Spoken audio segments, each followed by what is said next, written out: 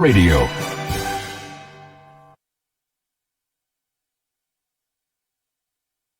Chop. And here goes, I represent for 99.1 Kaicho Radio, the radio with a difference. Kaicho Radio. Covering Guyana from coast to coast. Demerara and Essequibo 99.1 FM. Berbice 99.5 FM. Kaicho Radio.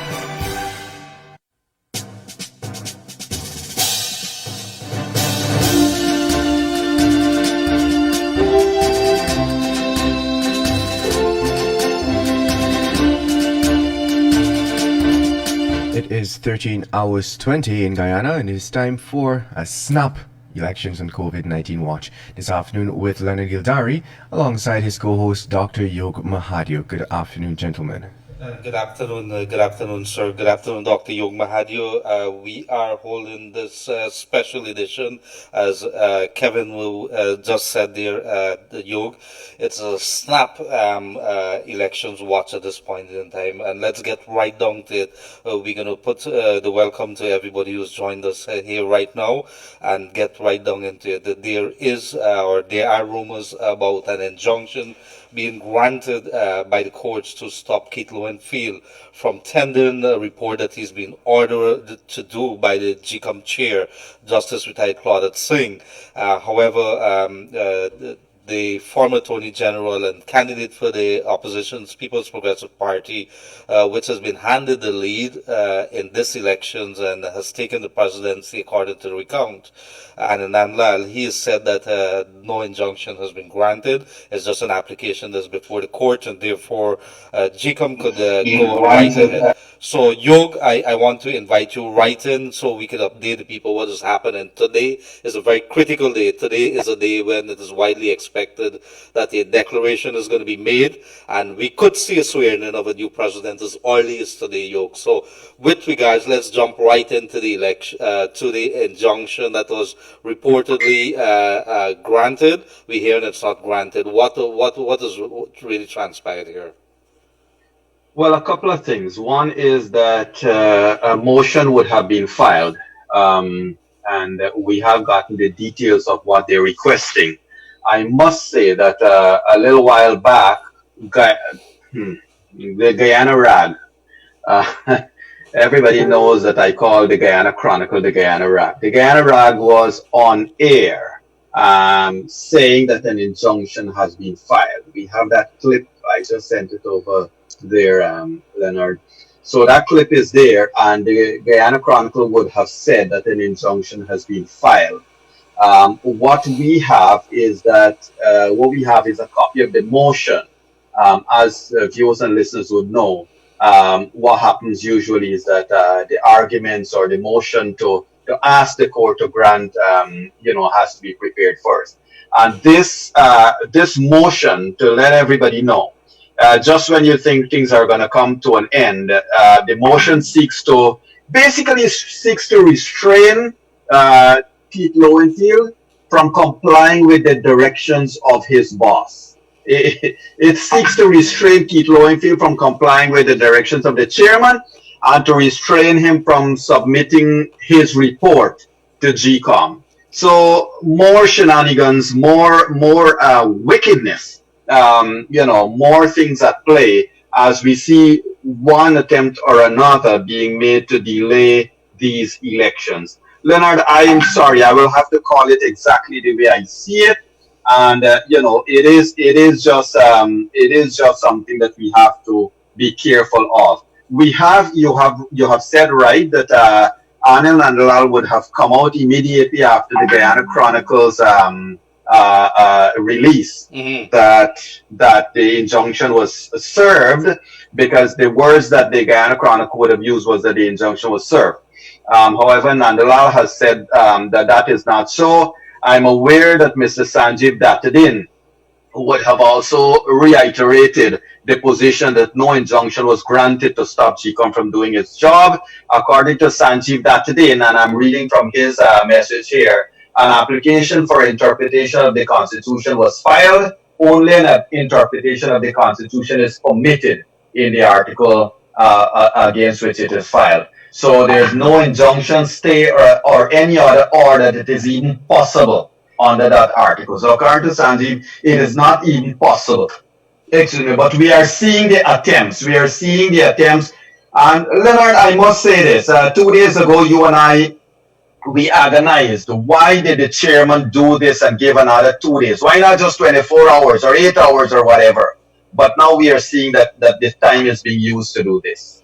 Well, absolutely, but it seems as if as if there's no big worry by the opposition at this point in time. The officials like Anand Lal as well as Sanjeev Datadin has come out and they seem to have just brushed it aside based on their words. They said no big deal. It's just an application that has been filed that the GCOM meeting must go on. Do we have an idea right now, Yog, whether that meeting has started at GCOM? Or I think it's 2 o'clock, right? It's 2 o'clock, they said. Well, yeah, I mean, the CEO has up to 1 today. So as of this moment, the CEO was supposed to have already delivered his report to GCOM, and there is nothing else that should stop that. So there is no stay, there is no injunction according to the most recently, like a minute ago. The most recent information we have gotten is that no stay or injunction would have been served. But Leonard, the truth is that now it is approximately 25 minutes after 1. And if Lowenfield has to go with what he's been instructed to do, then that time has passed. He has been instructed to submit his report by 1 p.m. today, by 13 hours, which is 25 minutes ago. So no injunctions could now stop that. That is supposed to have been done. And if he hasn't done it, then he's in breach of following the instructions of the commission. Well, that is a developing story, Yog. If it is that he's been instructed, that there's no injunction, nothing stopping him, and he's been ordered by the commission to do so, to submit that report by 1 o'clock, and he has no injunction stopping him, therefore he is in breach. I think that is something that we have to ask. Did he breach that order, that instructions that he was given by his employers, the Guyana Elections Commission, led by the chairperson, Justice Retired Claudette Singh? Did he do that? We don't know at this point in time whether he has complied. I can tell you a few minutes before 1 o'clock, I would have spoken to an official in the commission, and that official says as far as they are aware, they have not received anything as yet. So that was minutes to 1. And with this thing here that's coming out at around 1 o'clock about some injunction that's been granted, which seems to be a damn squid now, as far as news is concerned, then he would have to come under a lot of questions there. Correct, Leonard. Well, the truth is that at about 10 minutes before 1,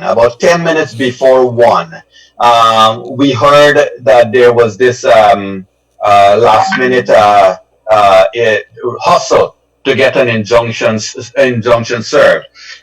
So we all, you and I mean, and your team there, we have all been finding out as to whether it's served or not. What we got was a copy of the motion seeking an injunction. The motion, as we know, is just a motion. But what we also were stunned by is the Guyana Chronicles release that said that the injunction was served.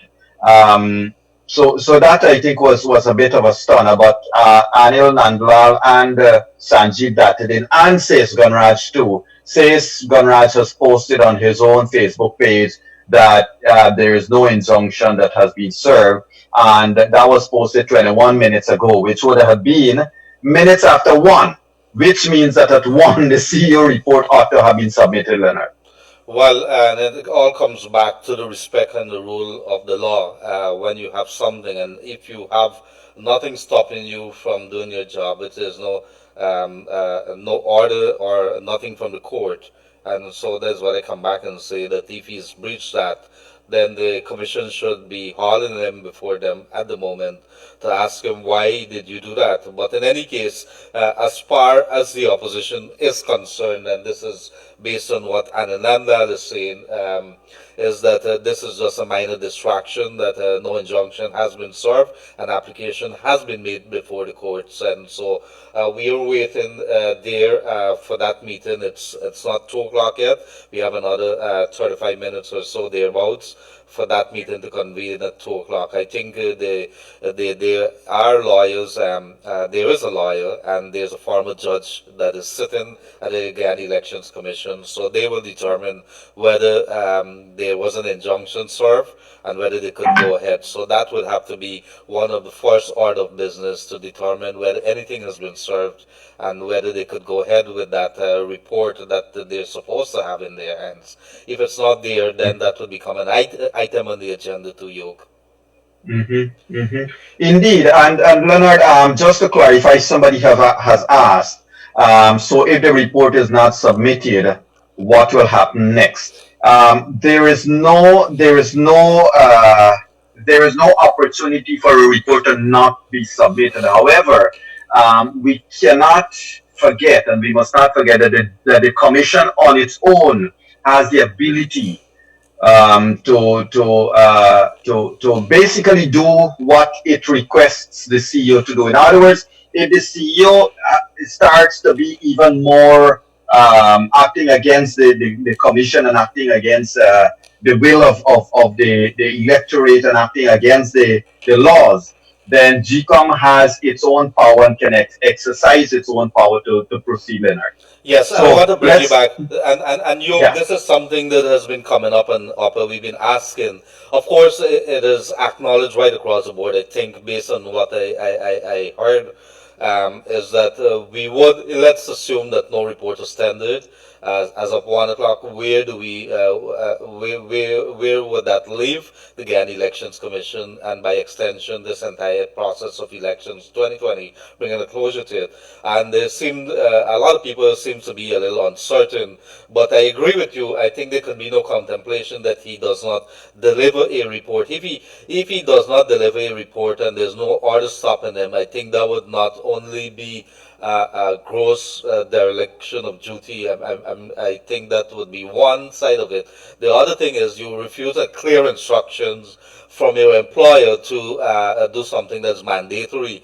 This thing is really getting out of hand at the moment. Whether we like it or not, while there is access to the courts, and while everybody has access to the courts to do that, when I think it was the courts, our local courts, have ruled there should not clearly be an abuse of the process. And I think it was the Chief Justice that made that ruling. I think it was that there should at no point in time be an abuse of the process, coming and filing frivolous kind of arguments and other vexatious kind of filings before the courts. So this is something that they would have to be looking into. But if you're joining us now, election, this is a special edition, a Snap Elections Watch edition, and we're joining you to tell you that there was an attempt, or there was a reported filing in the court. However, the opposition is saying that there's no injunction granted, and therefore meeting of the Elections Commission should go ahead at 2 p.m. It has been set for 2 p.m. We have not reached 2 p.m. at the moment, and so there's none stopping the Guyana Elections Commission to go ahead and look at the report of Keith Lowenfield. The problem is that there's no, we don't know if a report has been tendered. We have not received such confirmation. And so, Yog, it's a whole, we are in a waiting mode right now, the entire Guyana. It seems as if when we see the stretch, the home stretch in front of us, there's some hurdles on the road, maybe a barrier that we have to jump through, maybe a hoop that we have to jump through in order to go to that final home stretch. The home stretch seems to be eluding us. It seems to be drifting farther and farther away from us. However, the opposition seems very confident at the moment. Thank you. Leonard, there are a couple of things I want to clear up. One is, as of yesterday afternoon, well, we have all seen it before, but it became more pronounced a number of the operatives of APNU AFC has started to post, I would say, very racist videos and remarks on social media. Because it seems like some of the people in APNU AFC are hell bent on saying that if APNU AFC is not in government, then it means in their mind some warped conclusion that a section of the population will not be looked after. And it defeats logic, because are they saying then APNU AFC is only of one race? Are they saying that APNU AFC will only look after the other side, and without APNU AFC nobody will be looked after in this country? It boggles the mind, and it makes us wonder as to the intelligence or lack of intelligence of some of these so-called operatives. So the other thing I want to quickly point out, it is important that we understand what Lowenfield has to do today, or what is his report that he has to present. Remember the letter as of yesterday, the letter of 2 days ago demanded or instructed Lowenfield to prepare his report in accordance with Section 177, Article 177 and Section 96 of the Representation of the People Act. That's correct. Now, what does 177 say? We went through 177 many times, and it basically says that he has to, GCOM's chairman, GCOM will have to declare based on advice from Lowenfield, from the CEO, Let me stop using Lowenfield's name, because let me make this clear. Lowenfield is an employee of the commission. Mm-hmm. The CEO's position remains there whether Lowenfield is there or not. Whether Lowenfield decide he want to be sick, whether Lowenfield decide he wants to be in further direction of his duty or not, the CEO position can be vacated and filled at the snap of a finger by GCOM, by the commission, right? So that's one. Two, so what Lowenfield is supposed to do today, Lowenfield is supposed to basically, Section 96 says, he shall, after calculating the total number of valid votes, ascertain the result of the elections in according with 96 and 97. Was 97, sorry. 97 says you got to divide by 53, and then you basically the seats in parliament, the allocation. Don't forget that this is just the what you call it, list. You got to still bring on the electoral list. That's how you get to the geographical list. Sorry, that's how you get to the 65. Yeah. And 98. So this thing what he has to do, Leonard, is basically take and present to the commission what he presented before. That is a summary of the numbers. The summary of the numbers which says Conrad shared with us last night in room 592. And a summary of the numbers is a summary of the recount, the total of valid votes cast and certified at the recount. Not some harebrained extrapolation of the real verified votes. I want to remind everyone, APNU AFC has been playing a dangerous game. They're saying that somehow or the other, the allegations of irregularity is proof. In their mind, they're speaking absolute truth, and we know they're speaking absolute lies and trash.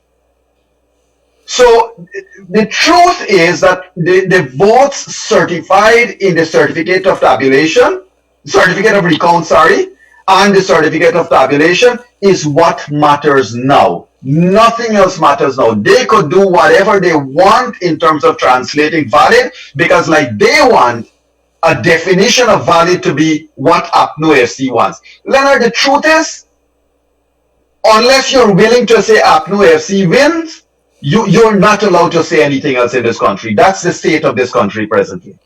What is bothering me, Yog, and I think this should be something that should bother all right-thinking Guyanese. What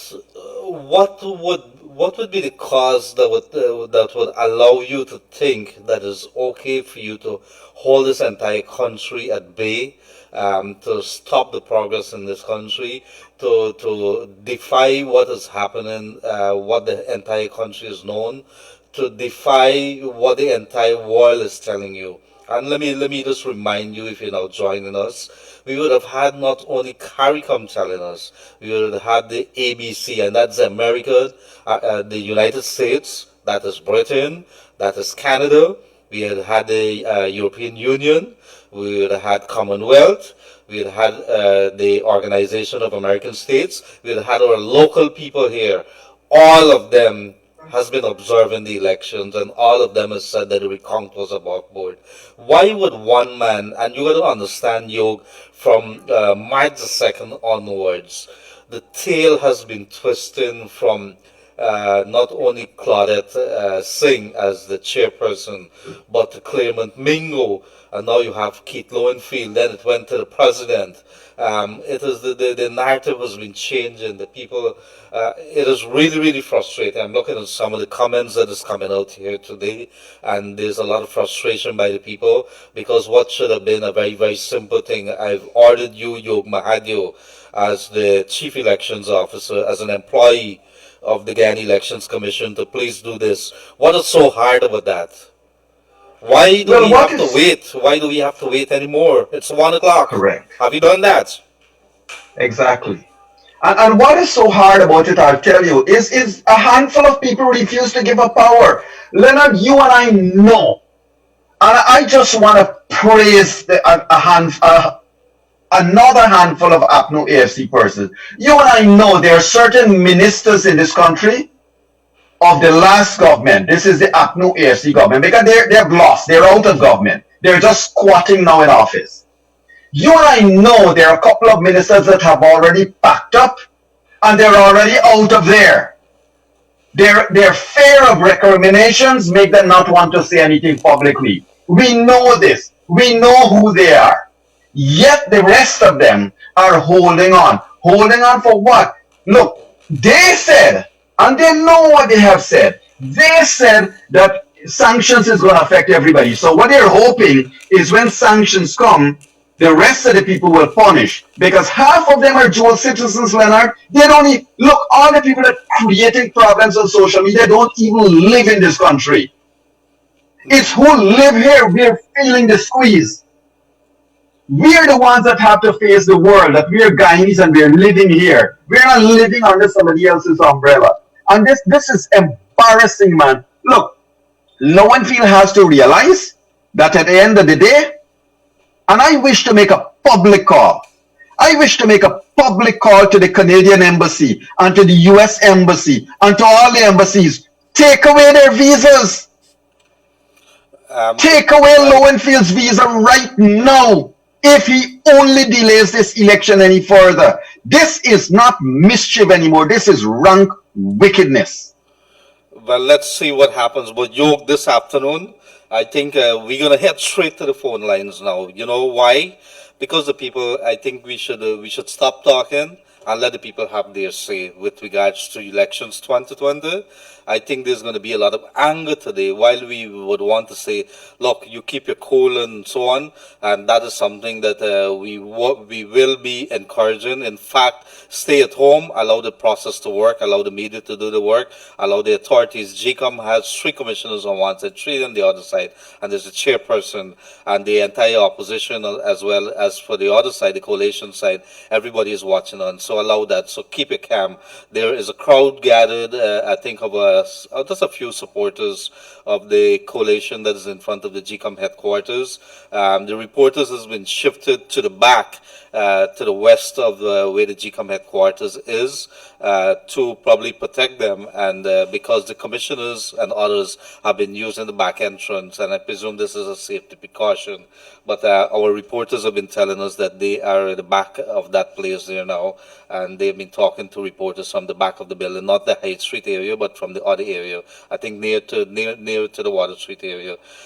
So that's what we thinking. So as of now, Yog, it's 226-7453. We're gonna head to the lines. We want to hear from the people of Guyana. Yog Mahadeo and myself would want to talk less today. We want to hear from you. What is it that you're thinking about this latest development? And if you've now joined us on this SNAP elections COVID-19 watch, we could tell you that there was reportedly an attempt to file, or there was reports that an injunction was filed. The opposition said no injunction was filed. There's an application, however, that is before the courts, and therefore GCOM could go ahead and meet to consider a report by Chief Elections Officer Keith Lowenfield. However, we don't know if that report has been filed or tendered as yet, handed over as yet by Lowenfield to the commission proper. So we're waiting the confirmation on that. As soon as we get it, we're going to be telling you. But as of now, 226-7453, and of course, you could send your text to 62222, and we're going to read them on air. Keep your calls short, sweet, and we want to hear from you. Let us keep it civil. Let us keep our comments civil as well. Let us don't descend into something that would have us branded as a people who are not of the Guyana. Guyana is a good country. Let us be such people. And so, Yog, I think we're going to head to the phone lines. Good afternoon, calling you in the air. Yes, good afternoon, calling you in the air. Yes, good afternoon. Good afternoon. Good afternoon. That all is well with you guys. Thank you. I am getting sick and tired of Kiklo and Field. I am getting sick and tired of David Granger and Harmon and these guys. Why these guys feel Guyana belongs to them and they're holding this country at ransom? My God, you are working for the people of this country and you get an order from your boss to submit a document. I am looking at the newsroom. Up to now, nobody knows Kiklo and Fields' whereabouts. What nonsense is going on in this country? And that the president of this country calls himself a man of integrity, and he is sitting there and doing nothing about it. Thank you very much. Any other comments, caller? Yeah, I can't understand. People, bank books are running down. The bank is on people's backs. The people want the money. You got to pay your rent. You got to pay your bills. And these people just holding everything up because of their selfish and greediness. They don't have to worry about nothing. Their bread are well buttered. Their bread are well buttered. They care nothing about people in this country. Mm-hmm. It's enough, man. And then they have a set of people on Facebook calling for people to do this, go on the street. Disregard them. Do not share it. Do not let us. I'm not into that. Yes. I'm not into that. I am not into that. But my God, man, Guyanese, come on. Let's forget PPP and forget PNC and forget these things. Let's put Guyana first. Guyana has come a far way. We cannot go back to those days.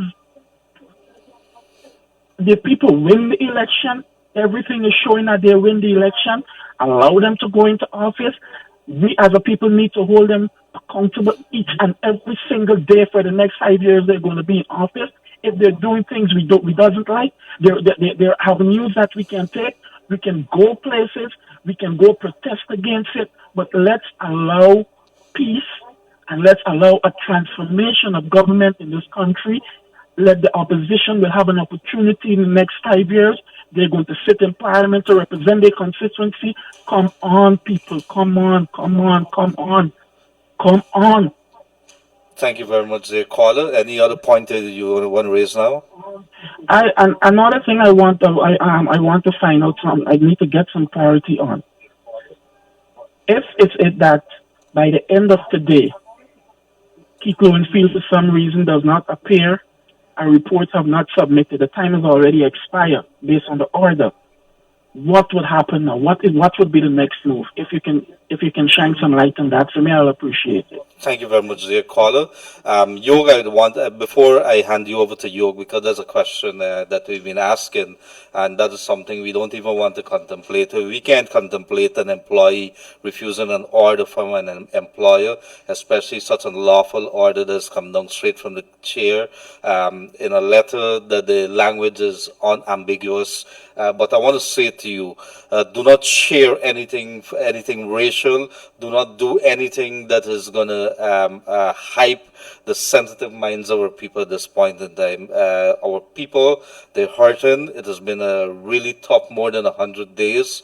But not only that, we can look at the past year before that. 2019 was one that has been characterized by ups and downs, turns and twists, and by an entire year which we wasted in our oil and gas development. So do not do anything at this point in time that is going to, people are smart, Yog, but I want to hand you over to probably see whether you could come up with some comments on what the caller would have raised.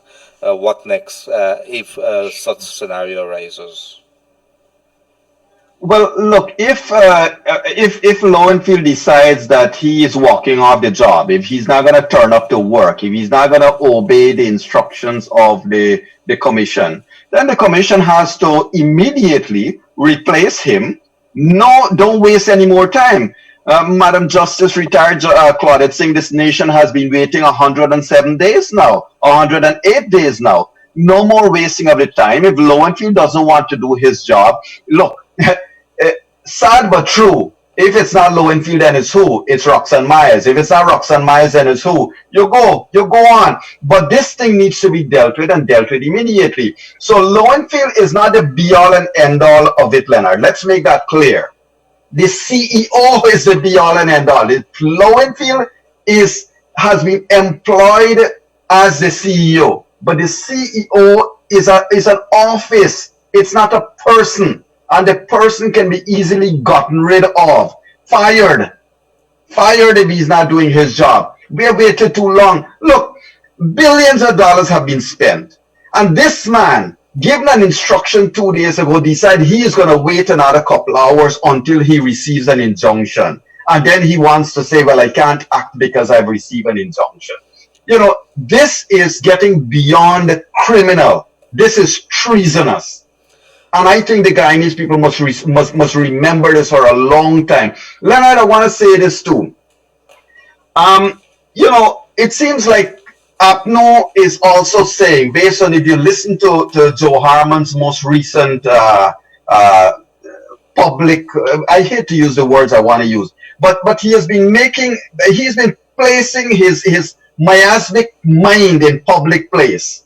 And of that, really what they're saying, Leonard, that if there is no APNO AFC government, there must be no other government. It's either us or no Guyana, nothing at all. And that is unacceptable. This country has people, men and women and children, who want their lives to go on regardless of their politics, who want to live and provide a future for their children. And the final thing I'll say, Leonard, is to call, look, I'll say it how I feel, man.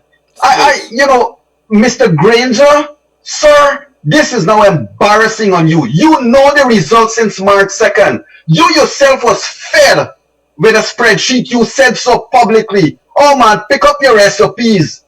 You have eyes. Those who have eyes should see. You have a heart. Listen, look, because, you know, Leonard, Granger could have gone out in glory. He could have ridden into the sunset, shining in glory. But now he's leaving in shame and disrepute. All his life, he has been an army person. He has been I don't know if he can't be a historian anymore because he's trying to rewrite history. But the man is going out in a blaze of shame rather than a blaze of glory. And that's what he needs to realize. Well, you look at his face. Right. You look at his face. What do you see anymore? Would not handing over the report, could we view that as you walking off the job? Yes. Yes, if you are not complying with an instruction to hand in your report at 1 o'clock, and if you're not even showing up, then it means you have walked off the job. Now, this is not the first time he has done it, Leonard. You remember during those days and nights at the GCOM Center when Mingo was doing his magic. You remember Lowenfield was nowhere to be found? You remember that we were waiting days and nights and nobody could find anybody from GCOM? Nobody knew, and then the police were instructed to lock all the commissioners out? Well, this is exactly what he's doing again. It's a stalling game, it's a waiting game so that he could be served with an injunction. But I think Sanjeev has put it well. You cannot have an injunction, or the court will not tolerate filing of a motion that is baseless. But not only that, an ex parte one at this point in time. Yeah, GCOM already said it is not a court. The court cannot force GCOM to become a court. The court cannot tell GCOM you are a court of law. I mean, the court itself is going to abdicate its duties. And this is Sanjeev Dattadin. If you missed it, and I think this is what Yog is referring to, Sanjeev Dattadin in his Facebook post. He's an attorney and a candidate for the People's Progressive Party Civic. We seem to have a new update, Leonard. Sorry to break into. We seem to have an update that the report has been officially handed over. The final report has been officially handed over. Both you and I, whilst we're on air, we're going to try to confirm this and share it with everyone. Very good. And so if that is indeed the case, that is a major development. Unconfirmed reports coming to our studios here, Dr. Mahadeo too, would have indicated that the report by Keith Lowenfield has been handed over. We're trying to get confirmation as of that. So within 5 minutes, GCOM Commission is supposed to be meeting to discuss that very key report if it has been tendered. If it was not, then it would have become a topic top priority of GCOM to discuss whether Keith Lowenfield has breached the order or the instructions that he was given by GCOM, by the commission itself, to deliver that report so they could go ahead and make declarations and maybe even swearing in of a president. And Yog, this, as of today, I think this is not going to go away very easily at the 11th hour, at maybe 11:39. That is what we will be looking at. There was even an attempt to stop a process which has been cleared all the way. And this is something that is going to have a very telling effect on the legacy or the lack of legacy for Keith Lowenfield, for the claimant Mingo, even for the GCOM chair too, who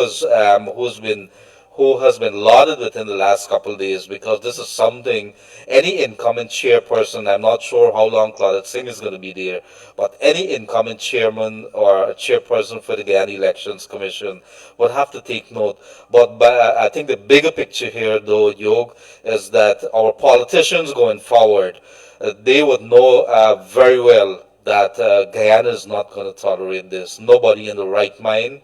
That we have so much going for us. We have so many things that we need to do, and we have such frivolous, vexatious happenings that has halted our progress, and we're not paying attention to the thing that matters, which is our pocket, our wallets, and we're not paying attention to what GR is doing. We're not paying attention to what NISL is doing. We're not paying attention to what Guyana Goldfields is doing. We're not paying attention to the biggest thing, the biggest money earner potentially, which is oil and gas. We have one of the biggest oil deposits in this part of the hemisphere that has been discovered in the last 5 years. And we have been touted as one of the richest countries in this part of the hemisphere. Guess what? We can't realize that because 1 or 2 or 3 people has decided they're going to hold this country to ransom. You know, Gildarie is going to come out and say these things. I was always very reserved, and as my place as as a person, as the host of the show, I was not really supposed to have opinions. I could only lead to Dr. Yog Mahadeo. But there comes a time when we as Guyanese people, Yog, would have to stand up and say enough is enough, like that caller not too long ago. And we have to say that we're not going to tolerate it, that the country needs to move forward. We need an opposition that is going to go in there and be as strong as they could ever be even stronger than what the PPP would have done within the last parliament. We need a coalition that is, an opposition that's going to be looking at what they're doing with this oil deal and hold their feet to the fire. We need an opposition that's going to be looking at our spendings and make sure that there's no waste and that our contracts are being given out on the very, very clear guidelines in keeping with the law. There's a caller online. Let's go straight to the lines. Good afternoon, caller. You're on the air. Good afternoon. Good afternoon, sir. First thing, during Jagio government, I don't know if you can remember the name Young Wegman. Go ahead. Remember the name? The name sounds very familiar. Yog? God, was Kaicho News pressman. Yes. 5 of them. Cousin, he get killed during the crime wave. You feel I want another system like this for another cousin get killed for me? And another thing. Well, sir, you cannot make such allegations. The court has to deal with those matters. Look, that's why you have an election, because when the governments break the law, you replace them, and this government has broken the law like PPP did. Just listen to this say 1 minute. And then I'll say that GCOM got tremendous power to overturn any decision and do whatever they want. GCOM got so much power. How come now GCOM don't have power to put the election on and avoid when both sides try to scam the election? Both sides, because me side go one side, me side and the other side, both sides try. You understand what I'm showing you? The election is supposed to be none and I don't know that. I am looking at the CARICOM report, and the CARICOM Observer report has said clearly who's trying to rig these elections. If this for the one box that in the lower East Coast in Region 4, we're going there again. Power, right? No, I can't go there, right? No, because I told you before, sir, add all the 41 boxes to your count and tell me what you get. You're not giving me a chance to finish the hear what I got, you know. You're making the same allegations. You gotta listen to what I'm saying. If this 41 box was for Linden, right, and it's for the app, no, would everybody accept it and they had this 41 box to come to victory? Would everybody accept it, or they would have called for a fresh election? I just want to hear a comment when I put on about your Thank you. Thank you very much. If that had happened anywhere and the CARICOM Observer Mission would have made the report they did, Leonard and I have stood on that side all the time. We have called it exactly the way it is, and that's how it has to be. You, sir, neither you nor I can pronounce on the law. The courts have to pronounce. The courts has to do what they have to do. Now, the truth is, regardless of how you turn it, twist it, let us go right down back to March 2nd and March 3rd and March 4th. None of you want this discussion. Everybody, as soon as we mention Mingo name, you have nightmares. This recount did not count anything else other than what was in the box on March 2nd. It's the same ballots that were counted. The same one that you were ready to declare with. Whether ballots, whether the folio was present or the poll book was present or not, you were happy to be sworn in with that. But when it's missing for somebody else to be sworn in, you have a problem. It cannot be. What goes for one has to go for all. And the truth is, Leonard, let the courts decide. Why are we fighting over this? Let us file an elections petition and go to the court. That is clear. But Yog, let's not even go there. The GCOM, we are at a different stage right now. That has been put beside us. There is a commission which is in charge of elections. The commission has ruled. Decision has been taken by the GCOM chair. She says that the jurisdiction is not ours. It is the court to determine those observations and those complaints. If it is before that, it has to be dealt with. We are at the point in time of swearing in. Why are we going back there? You cannot have it. The lady is already ruled. The GCOM, the commission is already ruled. That is not even contemplation at the moment. And the truth is, Leonard, yeah, you are right. The GCOM has already ruled. And here's what. This is where Mr. Granger and Mr. Kemra Dramjatan, the leaders of those two main parties in the coalition, they will have to bear the responsibility of everything that has happened here. I really expected Mr. Kemra Dramjatan would have by now stand to his words. He said that when the PPP win, he's going to be the first to pick up the phone and concede. What has happened? Every additional day is a new excuse. Where is Mr. Granger? He waits and he allows his foot soldiers to go out there and mop up everybody and threaten everybody and say everything. What happened? This country doesn't have a voice. We can't say what we feel. We must shut up because of what a great Mr. Joe Harmon says. I'm sorry, no, that is in the past. And as we keep saying every day, it's a new beginning. And it's a new beginning for Guyana, not the politicians. Why are we allowing the politicians to rule our lives and to determine what is right and wrong? We are people who can think, and we know what's right and wrong. Well, there's no contemplation at this moment for what the gentleman there, Mr. Gill, has brought to the fore. GCOM has already ruled that that's behind us. There can be she doesn't have the authority to annul. We can only look at the results of the recount, and that is where it's at the moment according to GCOM, and we can only go by that. I understand what Mr. Gill is saying. However, we've gone past that stage. That stage is for the High Court. There's a caller in line. Good afternoon, caller. You're on the air. Hi, good afternoon. Good afternoon, ma'am. Go ahead. Could you speak up a little, please? Okay. What I would like to say is that the election is over. Yes.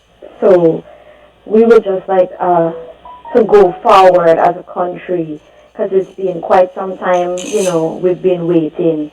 And I would like to also commend, a few gentlemen that stood up for Guyana democracy.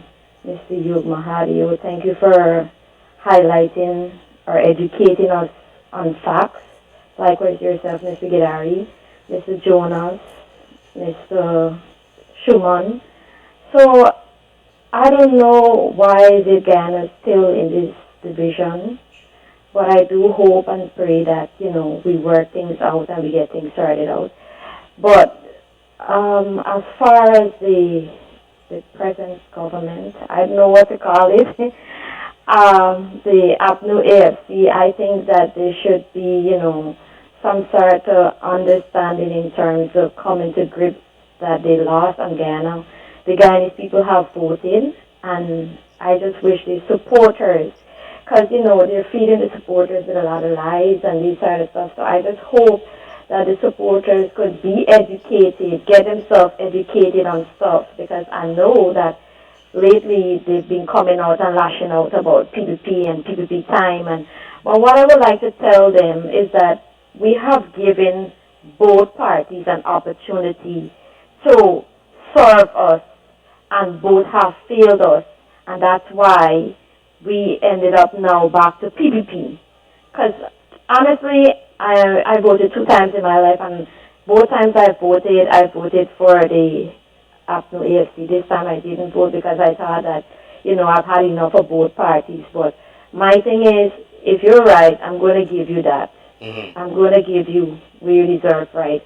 And we have seen APNU AFC and their supporters being very, very childish with this move in trying to rig the elections, which is absolutely wrong.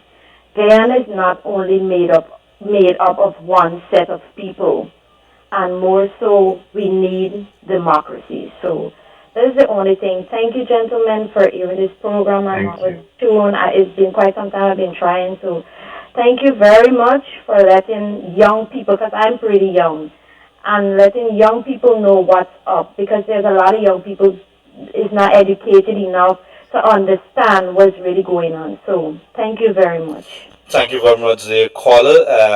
Very encouraging words indeed. And it's good to hear from our young people, Yog. We had some young people in our program room 592 last evening.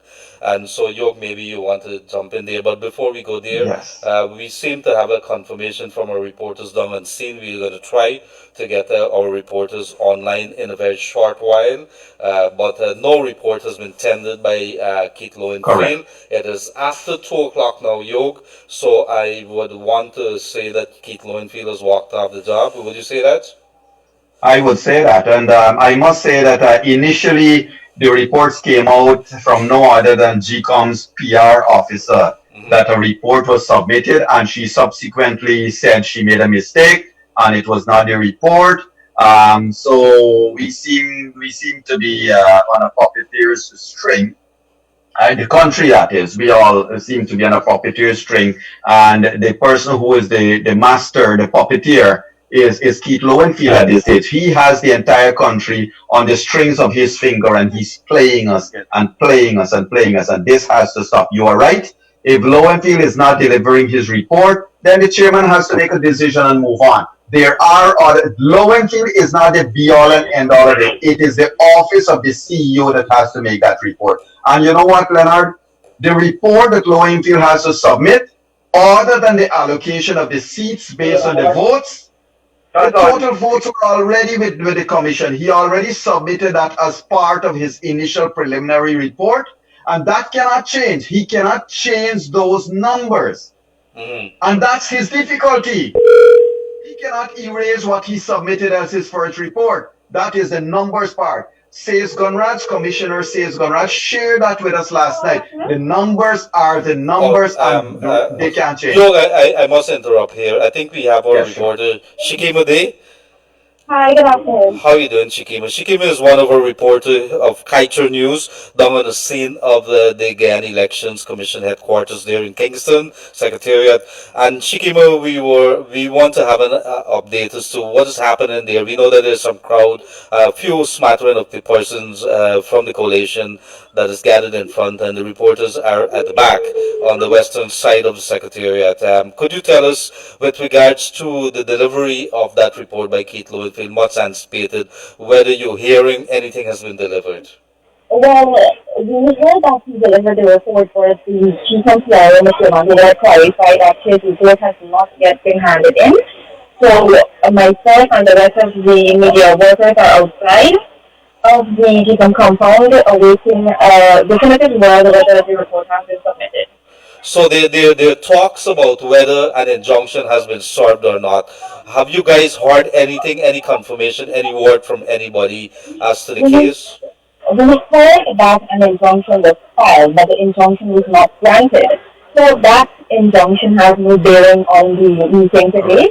The commission can still make their declaration, and the CEO can still hand in his report. But he has not, as at 2 o'clock, and the meeting was scheduled for 2 o'clock. We 10 after 2 at the moment. 1. For 1 o'clock? For 1, yes, 1. Okay. But there has been some delay. What is the mood out on the street there, Shikima? What are you seeing, or what are you hearing? Well, we're not hearing anything right now because we are far from the protesters, but from what I saw from the video, the protesters were out there, decked out in their party colors. They were singing their usual tunes. The mood is quite celebratory. But outside, the reporters are standing. They are standing in the rain right now. Yes. A proclamation has been explanation for the people to make the declaration. Thank you very much, dear. You, any questions for Shikima? No, keep going at it, and we look forward to your updates. And thank you very much, Shikima. You guys have been doing a tremendous job since from March 2nd. You guys have been working at it, and I want to say thank you very much there to you, Kemal King, and Michaela Prince, and of course to our staffers down at Kaichur News there. Everybody has been putting the shoulders to the wheel, by extension other media houses who've been day in, day out gathered in front of not only the convention center there, but of course in front of the GCOM Secretariat. So thank you very much there, Shikima Day, and we will be checking in with you as the story develops there from Kingston, Georgetown. Thank you very much. Okay, no problem. And so Yog, Shikima would have made it very clear. False alarm. Keith Lowenfield has officially walked off the job because he has not delivered.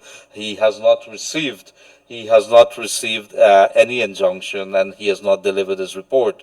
So that is the conclusions that are being made based on, we've seen some text coming in. He has walked off the job because that's what it's tantamount to. So that's what we have so far. In the meantime, I think correct. Yes, go ahead. Leonard, let me just quickly say this. So Dan Isaacs, one of our viewers, has said that one cannot force an employee to act against the Constitution if he believes that that is the case. And therein, I think, sir, I respect your opinion there. I beg to differ because your words belie the position itself. That is, if he believes that is the case, he had from the date of the letter to him to up to yesterday afternoon, up to 12, up to 1 today to go tell his employer that I think we are mistaken, or to represent himself. He cannot sit on his own and decide because that is his belief, that is his view. And I don't know that Mr. Lowenfield is a lawyer. He needs to be legally advised. So, at the same time, he cannot hold the entire nation at ransom because everybody else believes the opposite to what he believes. And he is a servant of the people. So, Leonard, everybody, we're all getting caught up with this way and that way in this thing. But it's good to see these opinions come out because, yes, the truth is there's no employer that should or could force an employee to break the law. You cannot break the law. And if your employer instructs you to do so, you have a right on the law to not follow it. But in this case, that's his belief. And if you have a right on the law to not follow it, you have to have a legal representation, or you have to explain to your employer why this is so. He hasn't done so. I hope that you have a job for me because I'm going to try that on Glenn. I'm going to, he's probably going to have to give me an instruction and then I'm going to have to refuse and see how far I can push his buttons. But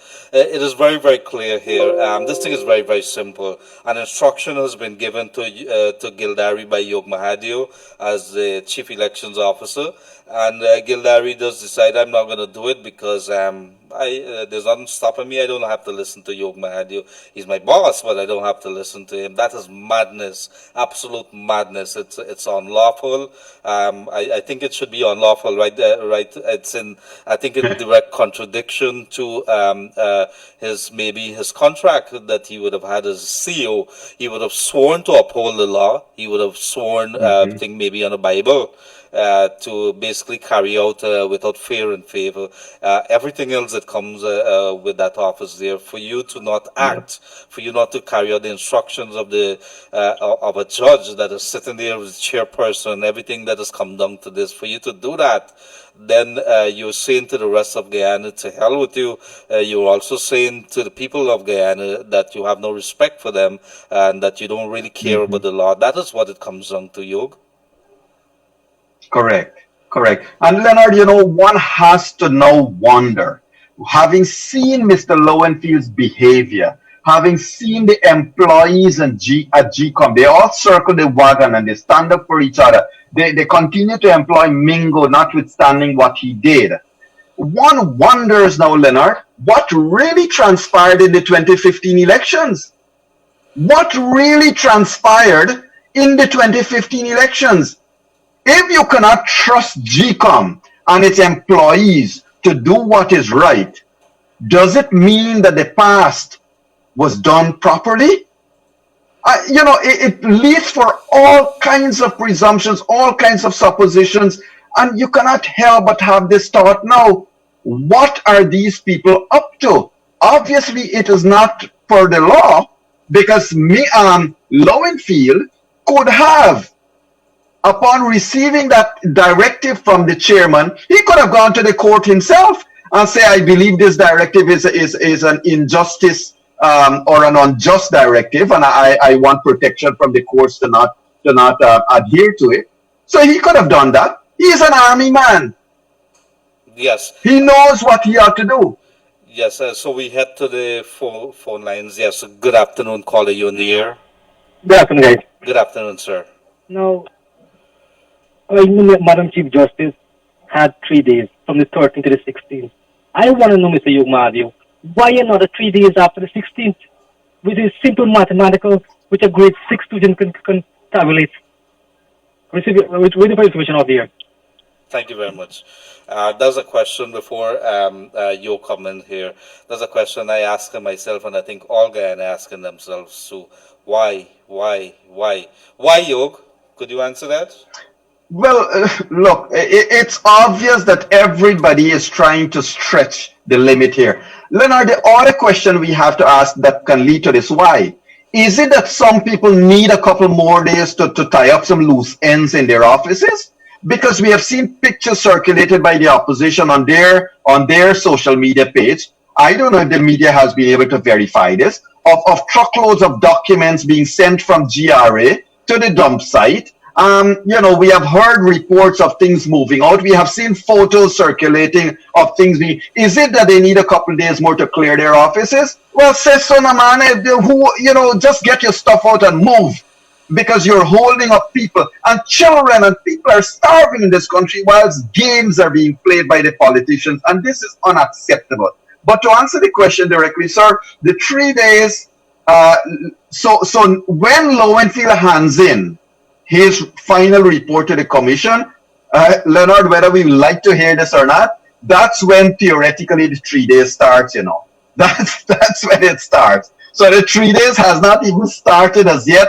If one were to go back to the order, I think Mr. Chris Ram had spoken about it briefly when we had him last week in room 592. So the 3 days theoretically only starts upon his tendering of the final report. So there might be more delays as yet, but we are hoping that the chairman would act with the alacrity that we know that she can summon. Hey, partner, there's another twist to the story. I don't know, you're giving me headache and you're giving more guy needs more headache. There's another caller in line. Caller, good afternoon, you're on the air. Yes, caller, good afternoon, you're on the air. Hi, good afternoon. Yes, go ahead. I don't know when it's going to over, but I think it's time that we start getting to the conclusion that GCOM and its employee and the people that work there are outlaws. Now, I don't know if you could recall at Ashman Building the day when Mingo did all his magic. Mr. Lowenfield already had documents to swear in the president. And why is it now that the recount done when? The 13th or something like that. Today is what? The 17th, the 18th, and we ain't get nothing. Why is all of these documents and documents and documents? When is that done? And if Mr. Lowenfield refuses to do what he's by law required to do, what does that mean? Don't they have a deputy chief election officer? Because you have a deputy returning officer. You should have a deputy chief election officer. Looking forward for your answer off here, Gildarie. Thank you. Thank you very much. I can hand that over to Yog, but before I do that, there is a text that came in last night, and then somebody is sending another one here, Yog. The person is saying the authorities should go ahead after this elections, after the swearing in, to put sanctions, immediate sanctions, temporary sanctions on officials like Clement Mingo, Kate Lowenfield, and others pending an investigation, and they want to see revocation of visas, that you're not allowed to travel based on those investigations that is ongoing. Not sure how to respond to that, but I would like to put it to you. The issue was raised last night in another text, and here you have it again come up, because you don't want these people to escape based on everybody is innocent until proven guilty. However, the people need answers. So I want to put those two things to you, Yog. I would love to hear your answer on that. Sorry, Leonard. I got a little distracted because now we are hearing that. Oh boy. So there's no injunction. That is so. But we are hearing that Lowenfield has decided that because he has received a notice of a writ, a notice of a motion, that he feels that he cannot proceed. We are still awaiting confirmation for that. That, Leonard, this thing is becoming, what other adjective can be used? This is criminal. This is an intentional, subversion of not just instruction, but of justice, natural justice itself. Lowenfield is not an authority. He is an employee. He's a creature of the commission. And, it boggles the mind to see these things coming out. And I don't know, how else can we discuss anything? Lowenfield has, in my view, Lowenfield has his last dance. And he want to make sure this dance goes on forever. This is beyond criminal now, Leonard. I would want the combined stakeholders in the process, Josh Kanhai and Rhonda and Anand and Lal. I think if you guys are hearing this, you probably need to go get a court motion to instruct him to follow the instructions, because he cannot act on a notice of an intent. There is nothing legally, Yog. He has nothing in his hands which has stopped him from carrying out his duty. He's been instructed. He cannot be instructed by anybody except by the courts, and the court has not delivered that to him. It's just full stop as that. He is acting on the instructions from Harman and Granger. That's as clear as day now. He is acting on instructions, and it's political instructions. And I thought, well, it's a waste of time to think and analyze what Granger says anymore, because Granger has been probably lying in public. Granger said he will accept whatever GCOM does. Granger said he does not interfere with GCOM. Granger said he's going to adhere to the CARICOM report. They're the only legitimate interlocutor. Yet now, Granger has gone absolutely silent. And they're silent and maybe making their phone calls now to instruct this man what to do. This is ridiculous. Yes, thank you. I think that there's somebody who was texting us here. With due respect to you and Mr. Mahadeo, the CEO did not walk off the job. He is in dereliction of the duty. He should be dismissed. And a new CEO appointed. Thank you. What we're saying is not that he's walked off the job, as in really walked off the job. By not carrying out his duty, he's basically saying he's no longer under the employ of GCOM, and that you could conclude that from the fact that there's no impediment, no hurdles, no legal, any kind of document in his hands, and so we could say that he's walked off his job, or at least you could take it like that. If you are, I as Gildarie is on the employ of Yog, and he is instructing me to sweep the floor, and that's my job, and I don't do it. I am not no longer under his employ because it's my duty. That's part of my duties. So you could say that I walked off the job. It's simple as that. Mm-hmm. You don't want to do the work. And Leonard, what is the penalty for holding a country at ransom? Well, this is why I asked you, Yog, whether that person who would have been sending in that text, the last couple of persons, whether they should go ahead and revoke the visa until such investigations are carried through. You don't want anybody fleeing the country for the nonsense that the people of Guyana has been subjected to. Should we say the last couple of years? Should we say the last year and a half? Over the last 20 months? What should we say? Correct. Well, yeah, indeed. And if you need more proof, look at the last 2 days. I agree with that. The view of that person there. Indeed, the Canadian High Commission and the U.S. Ambassador and all of them should immediately impose personal sanctions upon Mr. Lowenfield and upon Mingo, because you know what? When these elections are over, they will wiggle away. They're going to wiggle away. And let me tell you something. Here is something else. If Lowenfield is doing everything possible to ensure one set of persons win and not what is the result of the elections be declared, he is really trying to cover himself, because he has acted in detriment to this nation, but he wants to ensure the people who will pardon him remains in office. That's the only way he'll get off. What is the People's Progressive Party Civic? They have won the presidency according to the recount, according to those figures. Have they been saying anything? Do we know whether they've projected as to what they intend to do now? Because here you have one of the commissioners say it's going to rise about an hour or so back, saying on a Facebook post, no injunction has been granted against the CEO chairman of GCOM. An application has been filed seeking several orders, but no injunction has been granted. There is no impediment to moving this forward. That is what he's saying, and has been shared, and that he is a commissioner of GCOM. Very, very clear. So he has not delivered. I'm not sure if there's a meeting going on with GCOM right now, whether the chairperson is deciding on the way forward. We don't know that, Yog. So this is, we were expecting that something would have been done. We were expecting that Keith Lowenfield would have probably used his figures, and not put anything. What we're not expecting was that he would totally outrightly just refuse to hand over the report which he's supposed to prepare and give to the chair, to the commission, so they could go ahead and have a meeting this afternoon. And that's supposed to be a mere formality.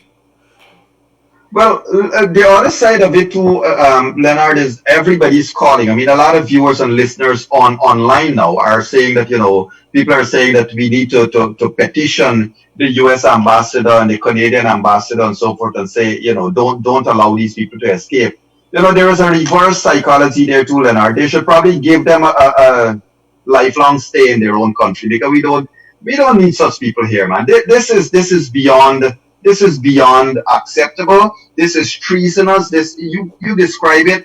This is it. This is holding the entire nation at ransom. Children cannot get a meal to eat, and Mr. Lowenfield is sitting down there smirking with his report in his hand and not being ready to prepare to GCOM so this country could move forward. Mr. Lowenfield, if you want to go present to the chairman that PNC win, get up and do it now, but do something. Don't keep this country at ransom, and let the chairman then decide to throw that report back into your face.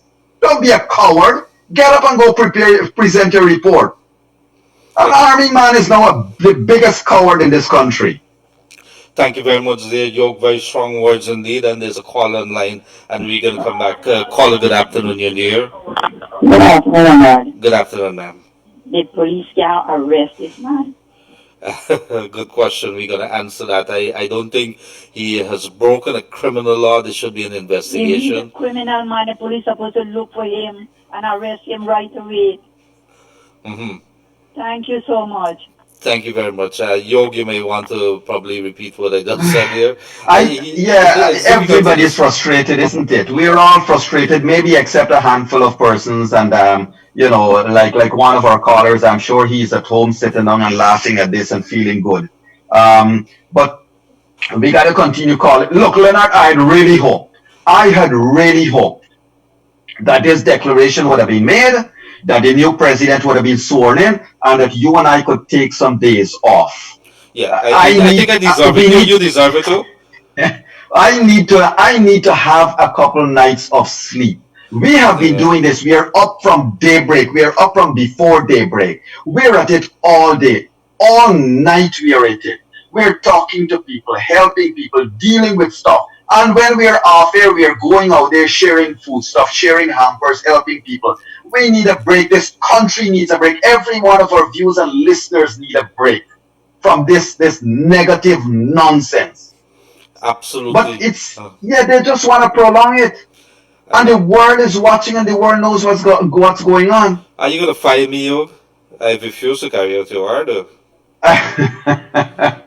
Well, I'll just, if I were in the position, and hey, I did it once, when people below me, if I'm the manager, and people below me don't do what is necessary and what is within law, I will walk. I am not going to stay in an embarrassing or illegal position. I will chuck it in and walk. Absolutely. But somebody asked that, there is another problem we have. Look, I wish to say it. I'm calling it exactly how I think and how I feel at this moment. If Lowenfield is fired, guess who gets the position? You don't want to know the answer, people. You don't want to know the answer. Oh, boy. Let me see here. We're going to go to the phone lines. When we come back, we're going to read some text. We have some very, very upset people today. You're very, very upset. There's a call online. Good afternoon, caller. Yeah, good afternoon. How are you doing? Good afternoon, ma'am. I'm feeling very disgusting and fed up what Keith Lowenfield doing. $8 billion or $9 billion, $25 billion, what we has given to GCOM. This what we paying Lowenfield for do? Stay home and refuse to give an important document for this country go forward. I'm going to keep lowing fee from my personal taxpayer money, what I pay him to do this nonsense what he are doing. And Mingo, as he's a pastor, and he doing this kind of nonsense, he degraded all the pastors in Guyana, and he need to put his act together, because next, when the government go in jail he to play with his, And I plead to Miss Claudette Singh, without Keith Lowenfield report, I plead until she have the power to say that who is the winner, and let Infant Ali swear in, and let this country go on. Let she go on the road, and Keith Lowenfield go on the road and see the punishment and the starvation of these people them on the road here, so. And I need something to done today. We have waited too long. Too long. We waited since 2018. Until today we waiting for the right government to run this country here, sir. And we cannot get an answer. We cannot know who's the right. We know who's the right country, and they cannot swear in yet. This is nonsense what's going on in this country. All the taxpayer money paying them for do nonsense and GCOM. Them know all the documents that they show from video. Shows the media is showing. Them know the documents there. And this is overbearing that need to stop today. I plead to God saying, do what you have to do. Thank you very much, Zia. Thank you very much, Zia, ma'am.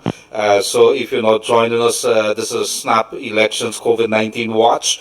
We are bringing you updates with regards to that very critical report that was supposed to be tendered today by Chief Elections Officer Keith Lowenfield. Keith Lowenfield did not turn up, or he did not tender that report. That's because there's a breaking news now, and this is going to explain why he did what he did.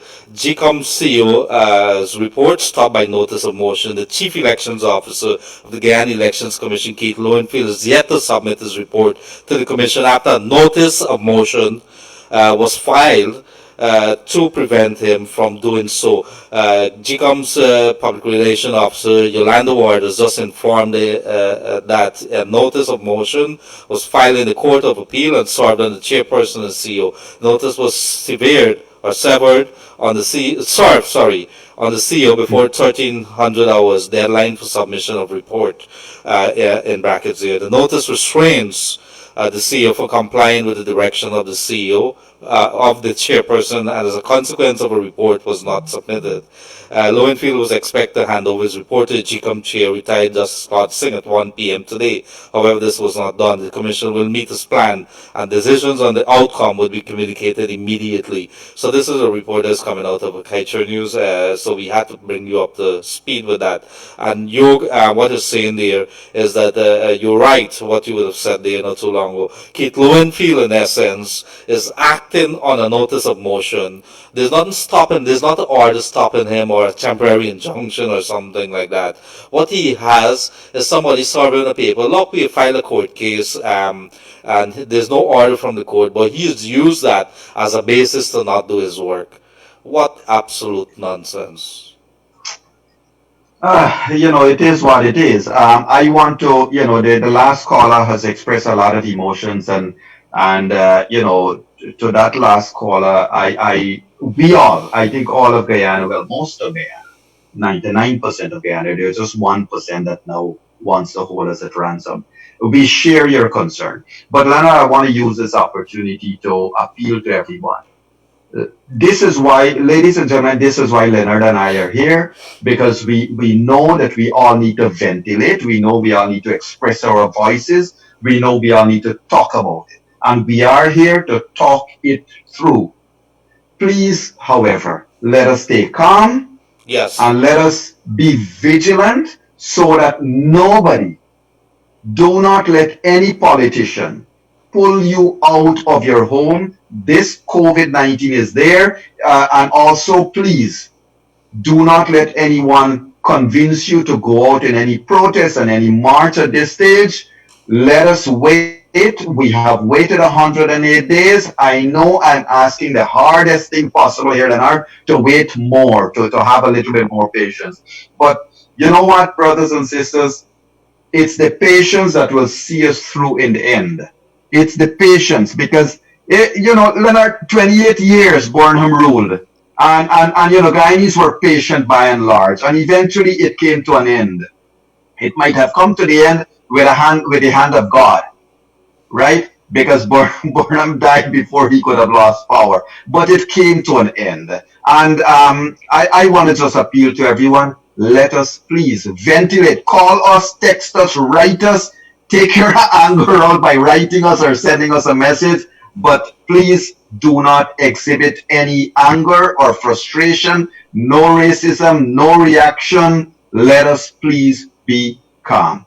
And I echo that fully, 100%, 1000%, Yog. There's a call online. Caller, good afternoon, you're in the air. Yeah, good day. Good day, sir. I could ask the question? Yes, absolutely. Please go ahead. Okay. My question is, can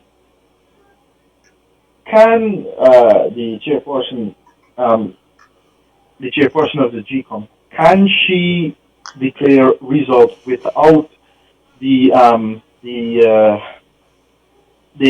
thing from, I forget what called. The results of the declaration for the report. Yeah, can she declare results without a report from Keith Lowenfield? Is there any possibility in the law that if the CEO of the Election Commission failed to do his job, that the chairperson can do his job for him? Or something to that effect? Yes. Could we answer you off here?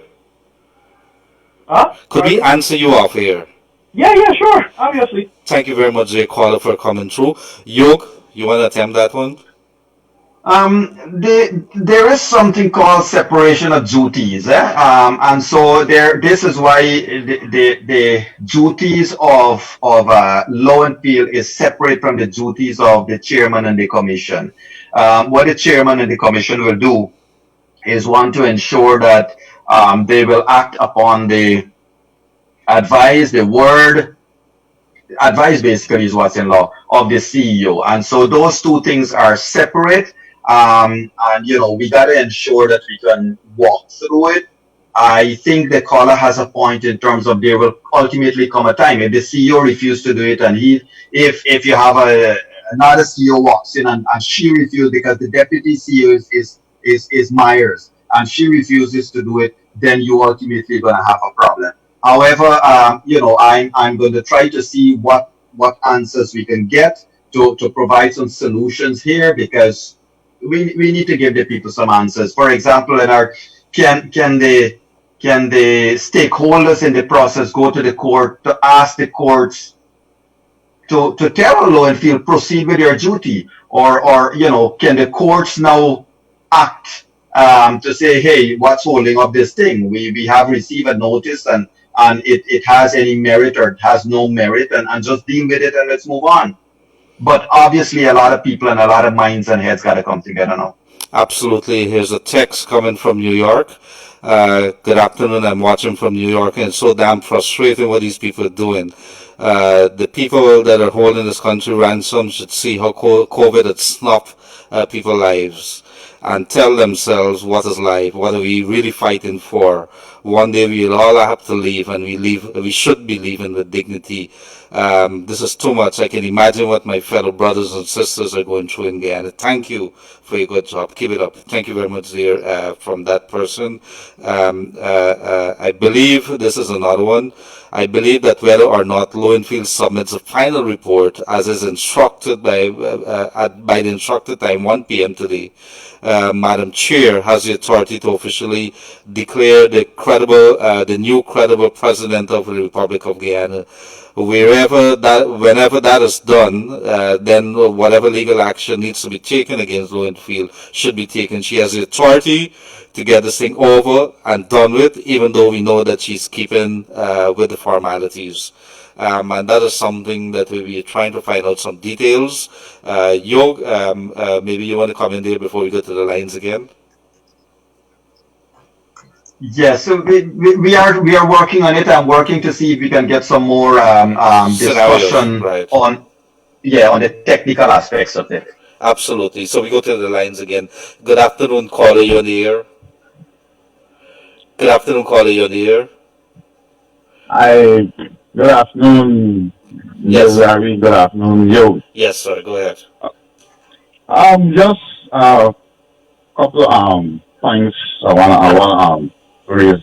Because I've been following this whole saga from with various programs, and I keep hearing a term that is being used, and the term is based both from people locally and people and the international agencies, international diplomats.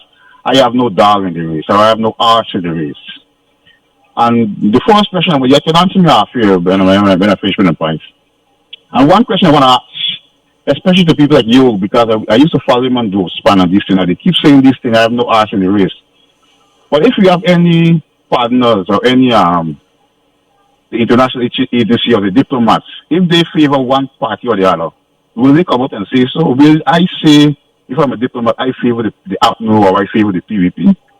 I don't think they will say who they favor if they favor party. So any person will always say, whether they favor us or not, they will always say I have no arse in the race. This is my first point. Mm-hmm. My second point is that when you have an election, the contents of the election, in the ballot box that GCOMs prepare for this election on polling day, they prepare it and they send it to the polling station.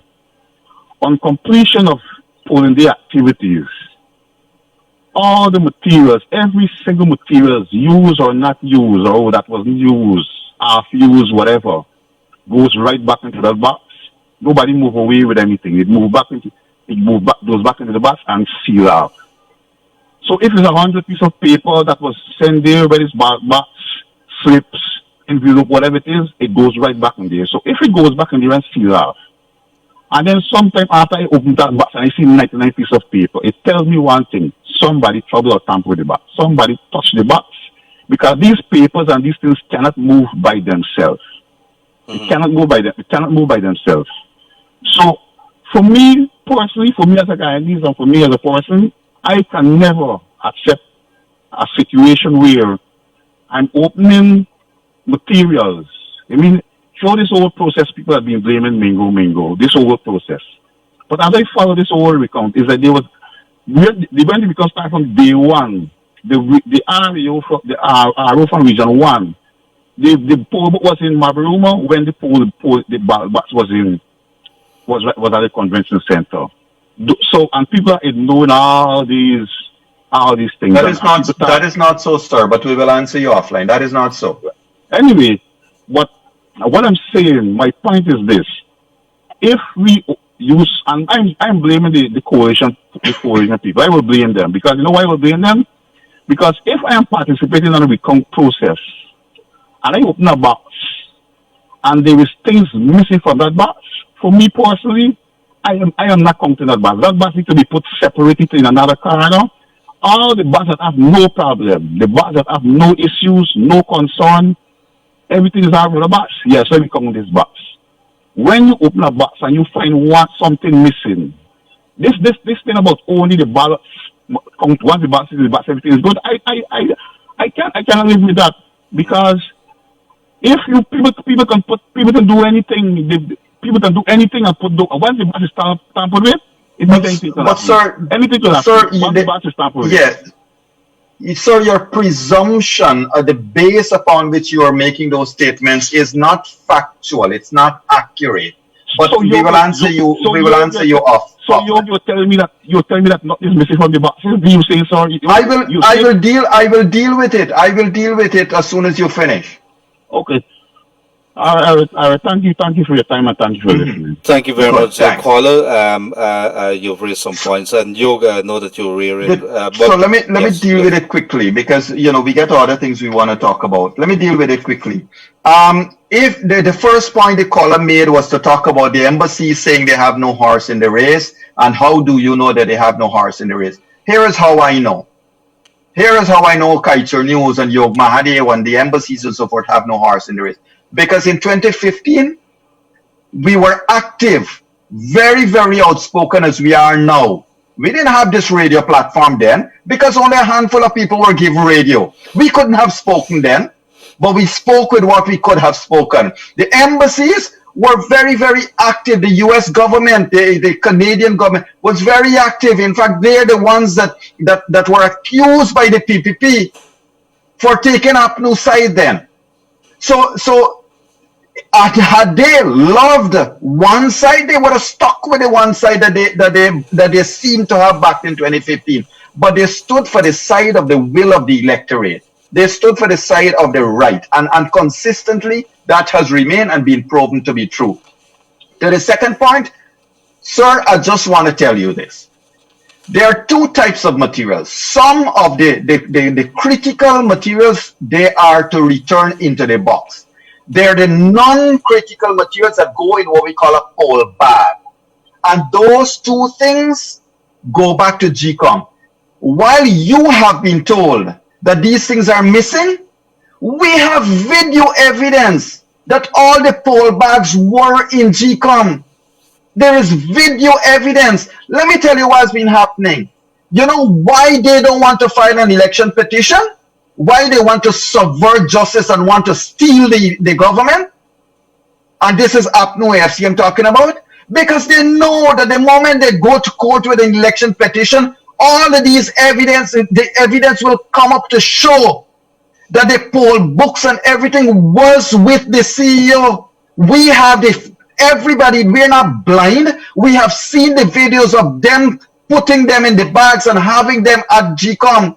We have seen the evidence of the police escorting everybody out of GCOM, and those documents were left unprotected. We know they were with GCOM. So this nonsense about these documents now being missing, they're conveniently missing, and yes, we know who made them missing. We are not blind, we are not deaf, and we are not dumb.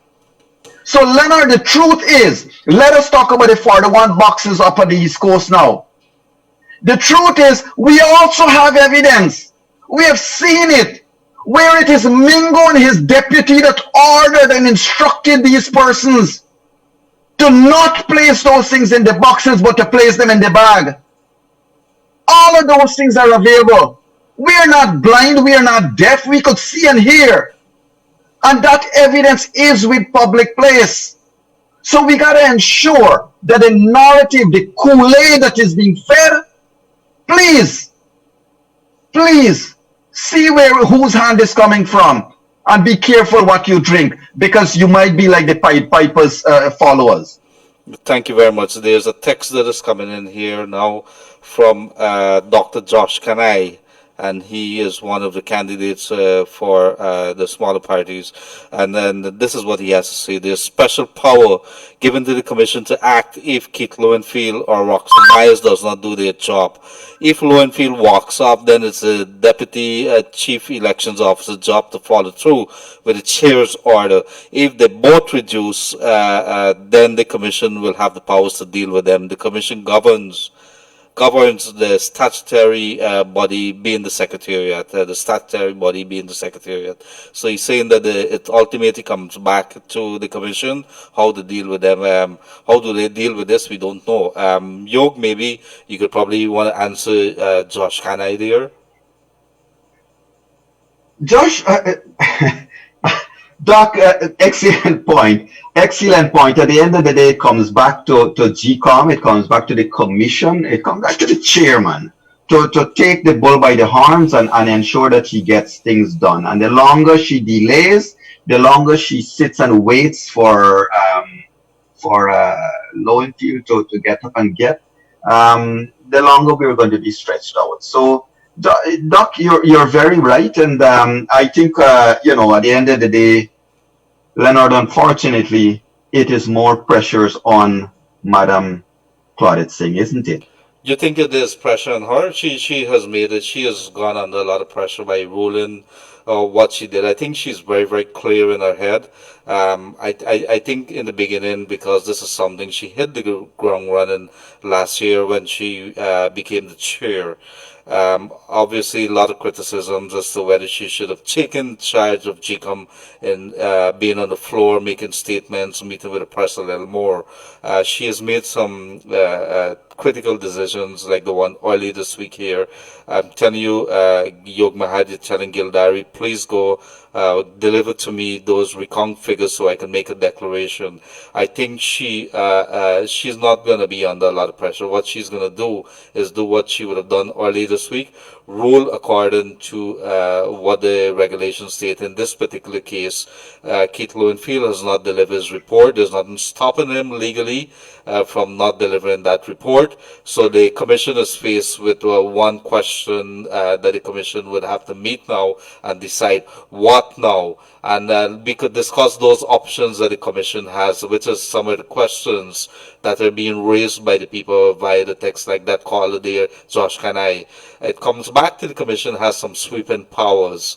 It has before it a report from the commission which has the recount figures as well. How do you handle it? Could you take over what the chief elections officer is supposed to be doing? I think could the commission do that, Yog? Could the commission do that? Take over the role of either, let's say, Roxanne Myers and Lowenfield does not comply, does not submit those reports if it comes to that. What happens? Could the commission go ahead and make a declaration? Well, the commission would have to, the short answer might be no, because there is, as I said, a separation of roles. But the commission, if there is one recalcitrant person, the commission can quickly take a decision to replace that person.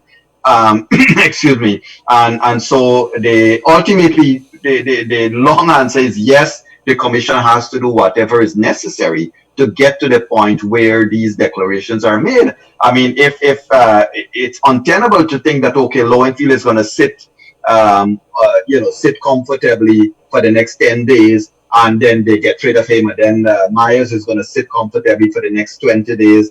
It has to stop, and I think Madam Chairman, the Iron Lady, is going to very soon realize his position and get on with it. Absolutely. The big question here, how is Gildarie going to live with the rest of the country when this is all over and done with? How do they want to live? How do they want the people of Guyana to see them? I thought you would want to walk away from this with, you've held your head high. You've done what you're supposed to do, even though that maybe some decisions of yours would have come under question. Your activism and your non-decisions also would be coming under question. So, Yog, this is a text here. Good afternoon, Leonard and Yog. I've been following both your program every day. Myself and other people are very frustrated, confused, and emotional at this point in time. There's another one.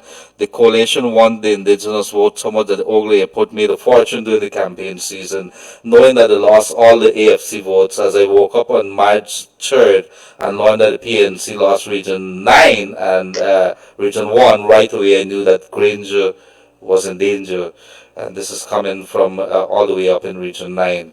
Want to say hello to Region 9. They're suffering from some heavy floods there along the Latham Strait. So that's something that we're not paying much attention to. I think the CDC is paying attention to it. So if you guys are hearing us via the internet or whatever means, we want to say that you guys stand strong, that we're going to get this over with and done.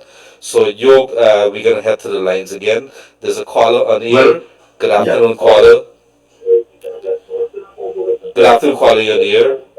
Yeah, good afternoon. Mahadeo talking to? On air, Dr. Yog Mahadeo and myself, Leonard Gildarie, go ahead. Yes. I just want you to tell me one thing. Is Mr. Fields, the CEO, is he still employed with GCOM? So, well, yes, we will answer you. We will answer you. Yeah. Yes. So. So, if he is still in the employ by not delivering that order, there's question whether he wants to be in the employ of GCOM because he has not fulfilled that instructions. Well, remember, Leonard, if he's in a very difficult spot at this moment because, as one of my other colleagues, a good doctor friend of mine, he has made a good point that if Lowenfield walks out of the job, if Lowenfield resigns, he suddenly opens himself up to prosecution because he's not under the protection of GCOM anymore. That's why Mingo could not have been let go, because then you become open for prosecution from another perspective. Remember, so he is under the protection of his employee presently. Absolutely. Employer. Uh-huh. Dr. Yog, have you seen the cow's behavior at the slaughterhouse? I'm not sure. I'm thinking here. Um, there's some other callers here. Good day, fellas. Any idea what happens to the border dispute if no government? This is a lovely question. Any idea what happens to the border dispute if no government in place? That's the next big issue for Guyana. Well, this thing would have come up. I think the opposition would have made it very clear. Everybody understand it is this very big case at The Hague, the International Court in The Hague. And all Guyana is back in that particular case, having a divided Guyana right now. That case comes up on June the 30th, and they are arguing jurisdiction whether the court, the International Court, which is an arm of the United Nations, has the jurisdiction to listen to this matter. So that's coming up on June the 13th. CARICOM has warned, and I think the rest of the luminaries, legal minds, and even Dr. Yog Mahadeo would have been on this, that if we present ourselves as a divided Guyana, it is not going to help our case by much. So we need to get this over with and done, so we could not see another claim, as has happened in the past by Venezuela, to our oil fields, including the part that ExxonMobil is has drilled for oil and is now producing oil in Guyana's water. You will recall that Venezuela has made a claim, doing a projection, created even a new map saying that it owns that area, it falls under their territory, their waters. So, Yog, it is a very good question. We should present a common face, one that shows togetherness. And I think you and I would have interviewed former Army Chief Mark Phillips, who happens to be the prime ministerial candidate for the opposition, and he is saying that the border issue, this is not something that we're going to trifle with. We stand together, and we are going to continue pushing it because we want to get this matter over with and done. So maybe a few comments before you go to the lines here again, Yog. No, let's go to the lines as soon as possible. But let me just say this: that fortunately, what would have happened is that as a government, regardless of what government PPP is, I really don't care where the sovereignty is concerned of this nation. We would have already secured the services of whatever legal firms that we would have taken to get this done. But the caller is right, because you can't look at the court case, Leonard, as just a case in front of the mediators, in front of the international court. You have to look at the positioning. What are we saying to Venezuela? What are we saying to the Venezuelan army? We are so divided, and with what we are doing here, we don't know when we can be a one people again. Because this division is just going to drive desperation into this country, and it's going to send a signal to our opponents at the border cases. Don't forget, we also have a border issue with Suriname. All of these things are there. Don't forget too, Exxon continues to flare gas. The rape of this country continues. The $69 billion hole that APNU AFC has put us in continues to get deeper and deeper and deeper with each passing day. Mind you, while they in office continue to get a salary paid for by the public servants, while all of us fighting here, a handful of persons are on the airwaves using state assets to drive an APNU AFC agenda. The Guyana RAG, that many people know as Chronicle, continues to drive an APNU AFC agenda. Mr. Granger and Harman and all of them continue to be paid taxpayers' money while all of this is being drawn out.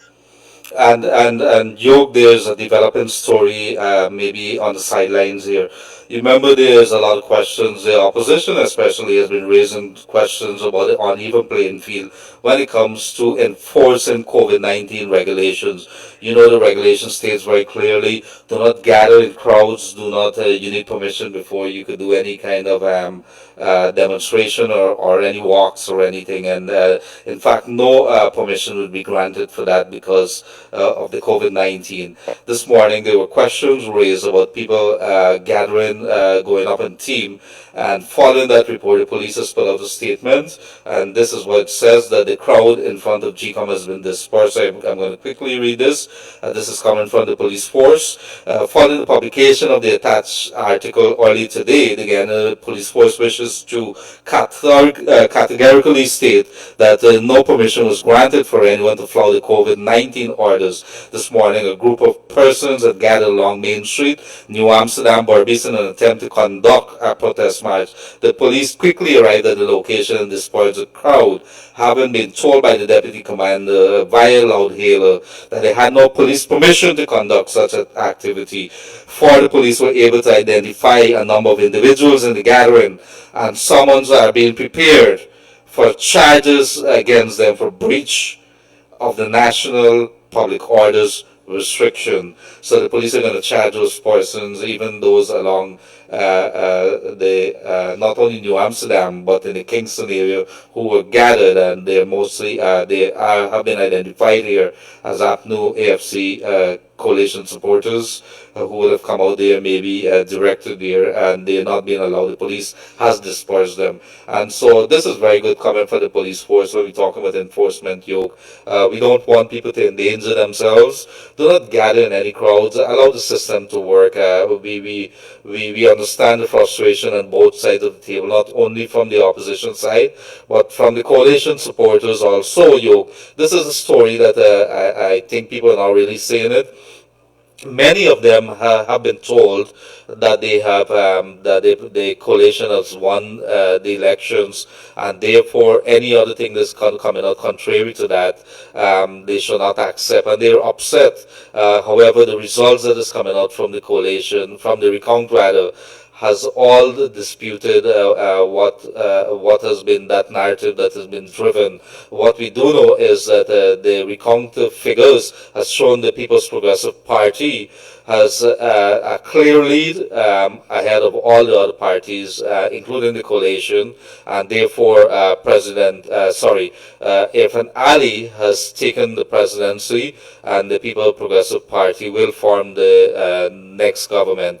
So we are awaiting the declarations. We know that GCOM is meeting right now to discuss why Keith Lowenfield would not have delivered his report, and maybe see on the way forward. They would be discussing this in a moment. As of now, we don't have any other information because nothing has been coming out from that commission in Kingston, where a meeting is ongoing, we've been told.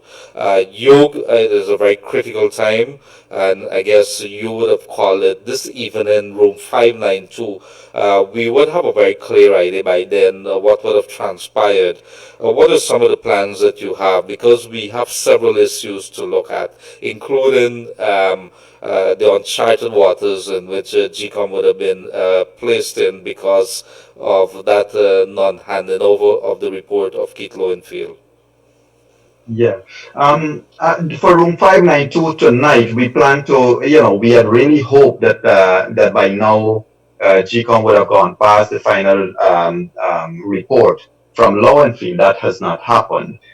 So now it pushes back everything. And as you know, Leonard, to our viewers and listeners, we normally would keep, we would peg participants in our discussion at last moment because of the uncertainty that prevails. So certainly tonight we're going to hope to continue the discussion. I'm going to try to see whether we can have a word with Mr. Seiskan Raj, whether we can have Mr. Sanjeev Dattadin, Mr. Anand Nandlal, to have some one of them to see whether they could come and they give us some clear legal opinion on what has transpired and what they think will be the next step. We have not received confirmation from them as yet because, as you know, everybody's busy, very, very busy at this stage. But we certainly hope to have a discussion around that, Leonard. Absolutely, and this is a text coming from one of our listeners, viewers. isn't it that GCOM has the power to declare under Article 162 of the Constitution? Therefore, the chair can use the initial report. I guess this is the one that was tendered recently by Keith Lowenfield, the last one, that would have paved the way for a requested instruction to be given to him to deliver the final figures so they could go ahead and allocate the seats according to the parties. There's a caller online. Good afternoon, caller, you in the air. Hello, good afternoon. Good afternoon, sir. I am lost sometimes for what to say because I realize that I'm dealing on a logical and law basis and everybody else is dealing on something else, meaning the people involved in this whole philosophy. And sometimes I'm sad, but I'm happy that I'm just a security guy because if I was in any of this madness, I would have gone crazy. But I'd like to make a few points. One of the things is the chairman did not instruct Mr. Craig Lowenfield to do X or to do Y. He instructed the office of the CEO. The CEO has a deputy CEO, and every presiding officer and all them comes under his office. So if he's sick, he got to go to the hospital, he can't come to work, or she doesn't have it, there's people that can do that job. Secondly, I would have been shamed to be a police, to be a soldier, to be anybody in authority in Guyana. When you look at the business community's confidence in the police force, that they board up their stores, board up this, and everybody's out of town and running. What does that tell you? How can I want to lead something like this? How can I want to be a part of something like this? Do these people really care about Guyana? Look at how Guyanese are scared. The people that have things to lose are protecting it, barring it up, and doing all these things. In a democracy in this time, and nobody is concerned or looking at those levels. We got COVID-19, but people don't seem to be paying attention to that. And at the end of the day, all of these politicians saying that they have Guyana at heart, I am sad to even be in this country. I'm sad and I'm hurt. What about our children? What about the future of Guyana if this is the madness that continues? I just do not understand it. But I can say this to you from a security guard's perspective, which is very layman. The commission and the chair has backings of the law to make this right. So Mr. Lowenfield, who happens to hold the office of the CEO, and he needs to know the office exists without him, he could stay home. This thing will be resolved. And if it doesn't be resolved that way, then sorry for everybody. The international community will have to do what they have to do, and we all will feel sad. But time is running out. Thank you very much. Have a good night. Thank you very much. And the international community assessed personal sanctions on the players. That is who they're going to start with. Personal sanctions on the players that would have been involved in them. It's either they don't care or they're so well, they don't want to go anywhere. They want to stay in Guyana. In any case, they can't travel at the moment. Whatever is the reason, I'm not sure why you would want to open yourselves to people warning you about what are the likelihood of you not being able to even travel to the country, the freezing of your bank account and things like that, and not by extension the entire country eventually being handed restrictions. You can't send money overseas, you can't have anything coming into the country because that country is blocked doing business with Guyana. You're not good business. And the other thing is, as a security guard, you should be in Parliament. I said that before. Yog? Yeah. Well, Leonard, this whole, this whole election, and we got to remember what APNU AFC has done since the no confidence motion. It has been one lie after another. They've continued to change the narrative from one thing after the other. Remember those videos? Let's go back to 2015. It is Mr. Granger in 2015 that demanded GCOM to release the SOPs. Mr. Granger did that.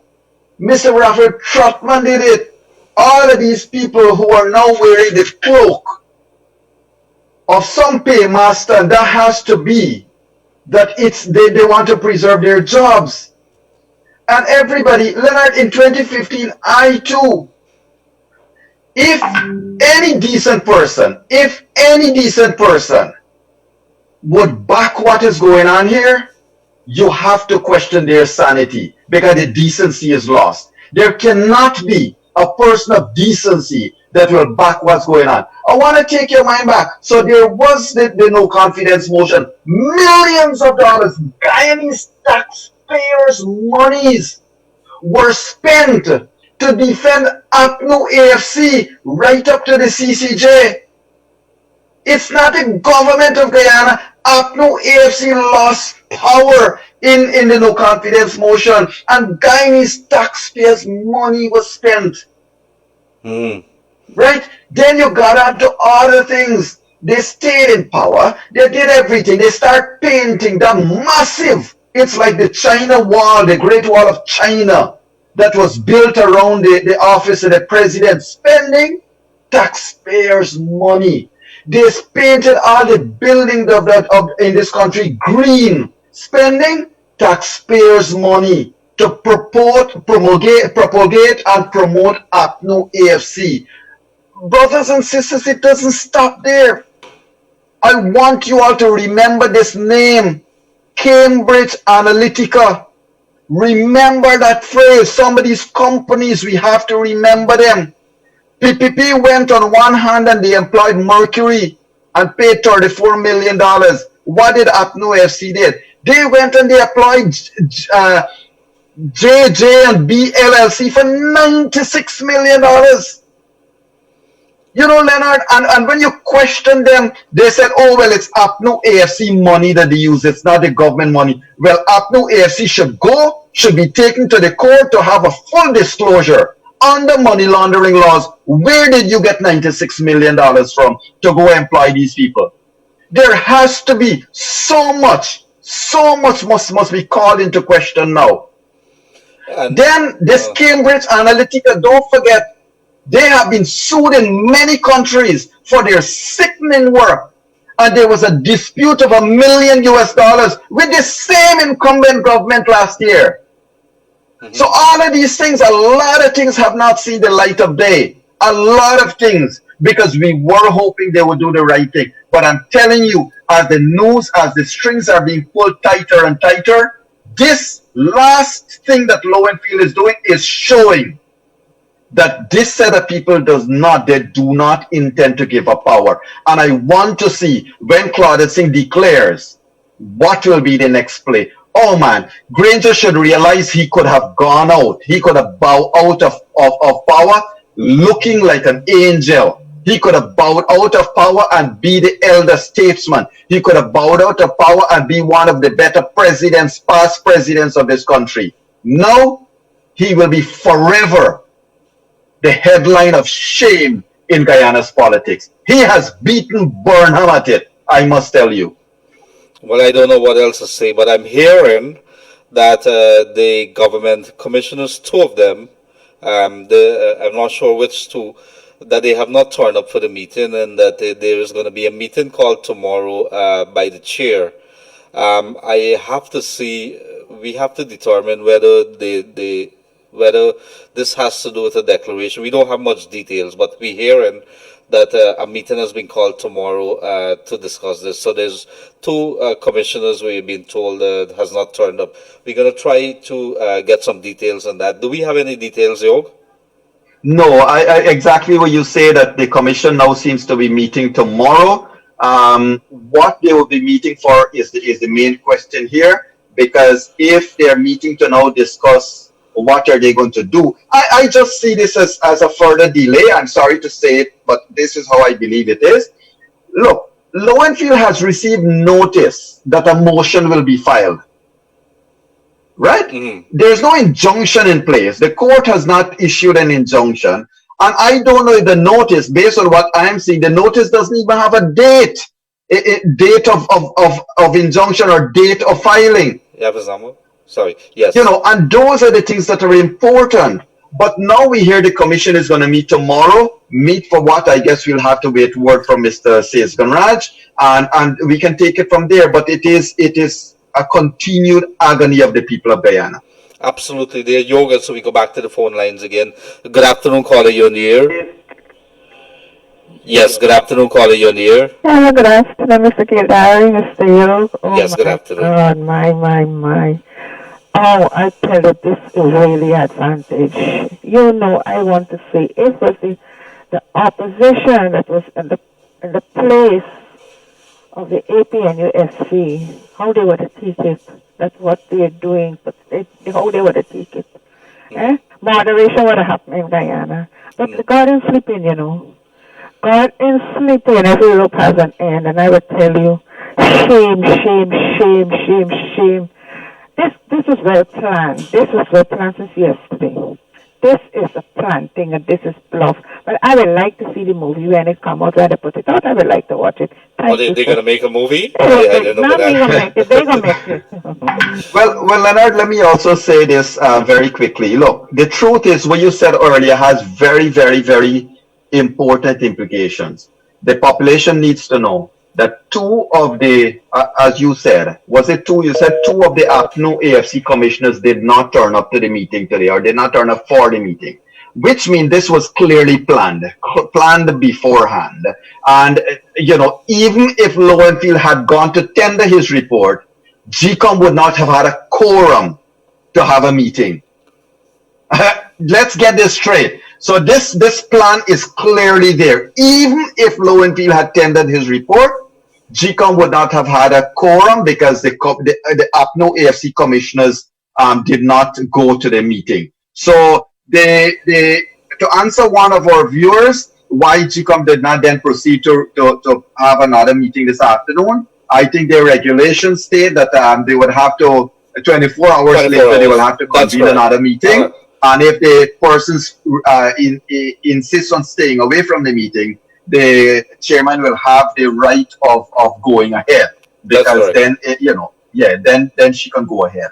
She gave notice for another meeting within 24 hours. So it is going to be very important to, I think the question before her, what exactly, how do they get that report which Keith Lowenfield would have to tender? Could the person would have been saying that it's not only Keith Lowenfield, but you have the backup of Roxanne Meyer. If Roxanne Meyer does not do that, then there's an entire chief elections office, because I think it is directed to his office. They have to go ahead and prepare it. So it's going to be interesting to see what happens. But another turn and twist. The people continue to wait. It's elections, COVID-19 watch, Yog, and it is the people are becoming very frustrated. The police would have broken up what would have been a gathering of a crowd, mostly coalition supporters, in front of GCOM today. There was a couple of people up in Linden as well as New Amsterdam there going through the streets. So we saw videos of that. I think the police would have stepped in and say, hey, you're breaking the COVID-19 laws. But let's go back to the lines again. Good afternoon, caller. You're in the air. Hi. Mr. Mahadeo? Yes, you're on the air. Go ahead. Good afternoon. Good afternoon. Yes, you're on the air. Go ahead, sir. Let him reduce the volume. Yes, reduce the volume on your radio, please. You there, sir? I think we would have lost that call. Sorry about that. If you're calling us in on 226-7453, 226-7453, please ensure that when you're doing so that you lower your volume on your radio.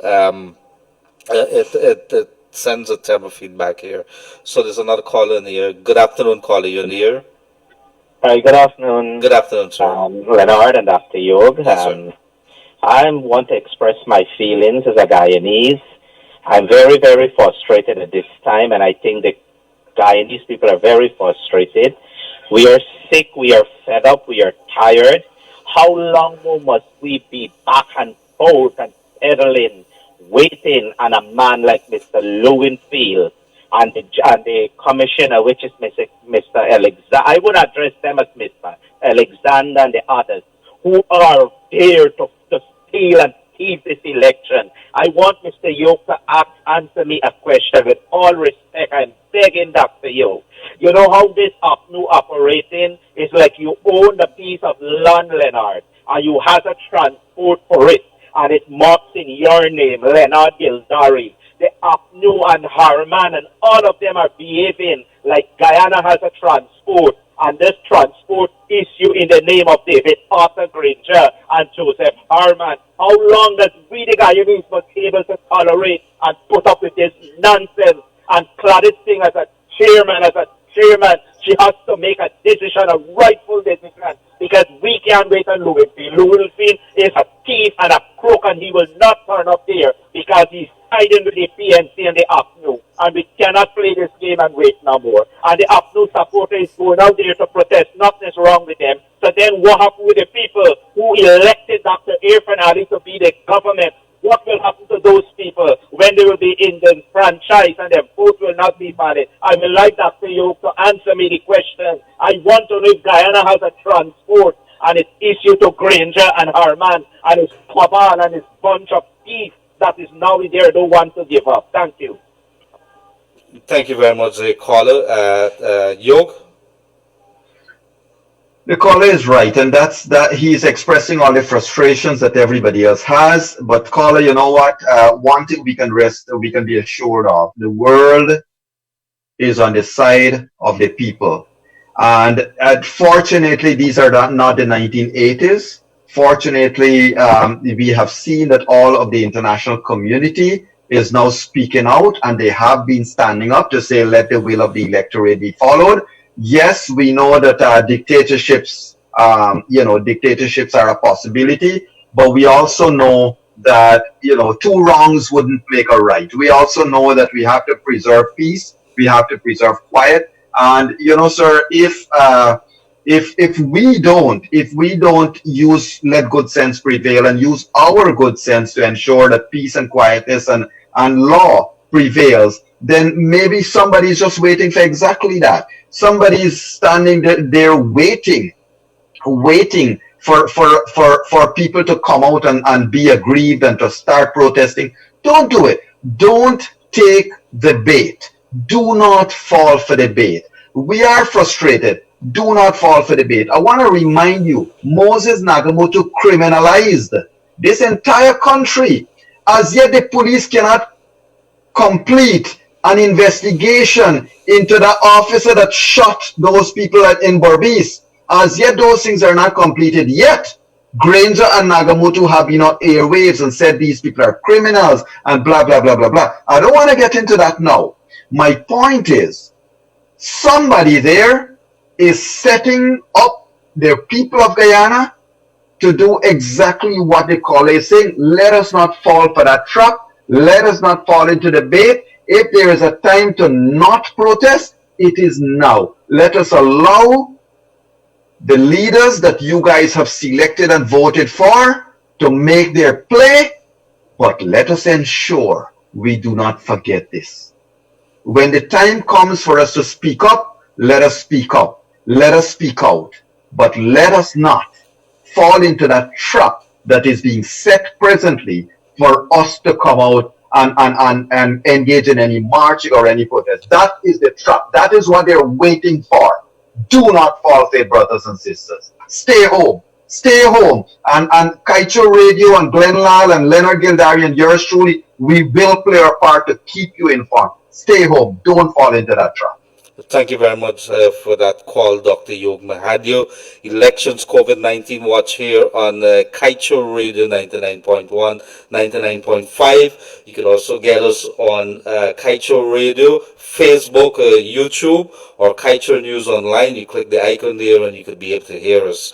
Yoga, we're going to go to some more calls at the moment, but we're hearing right now for coming out from our reporters, and this is all unconfirmed, that there is not going to be any more meeting for today. That's because the two commissioners were absent. There's no report to this table. So I think there's going to be one reconvene for tomorrow, and at that point in time, it is going to be there. So a little more frustration. We have another day to wait.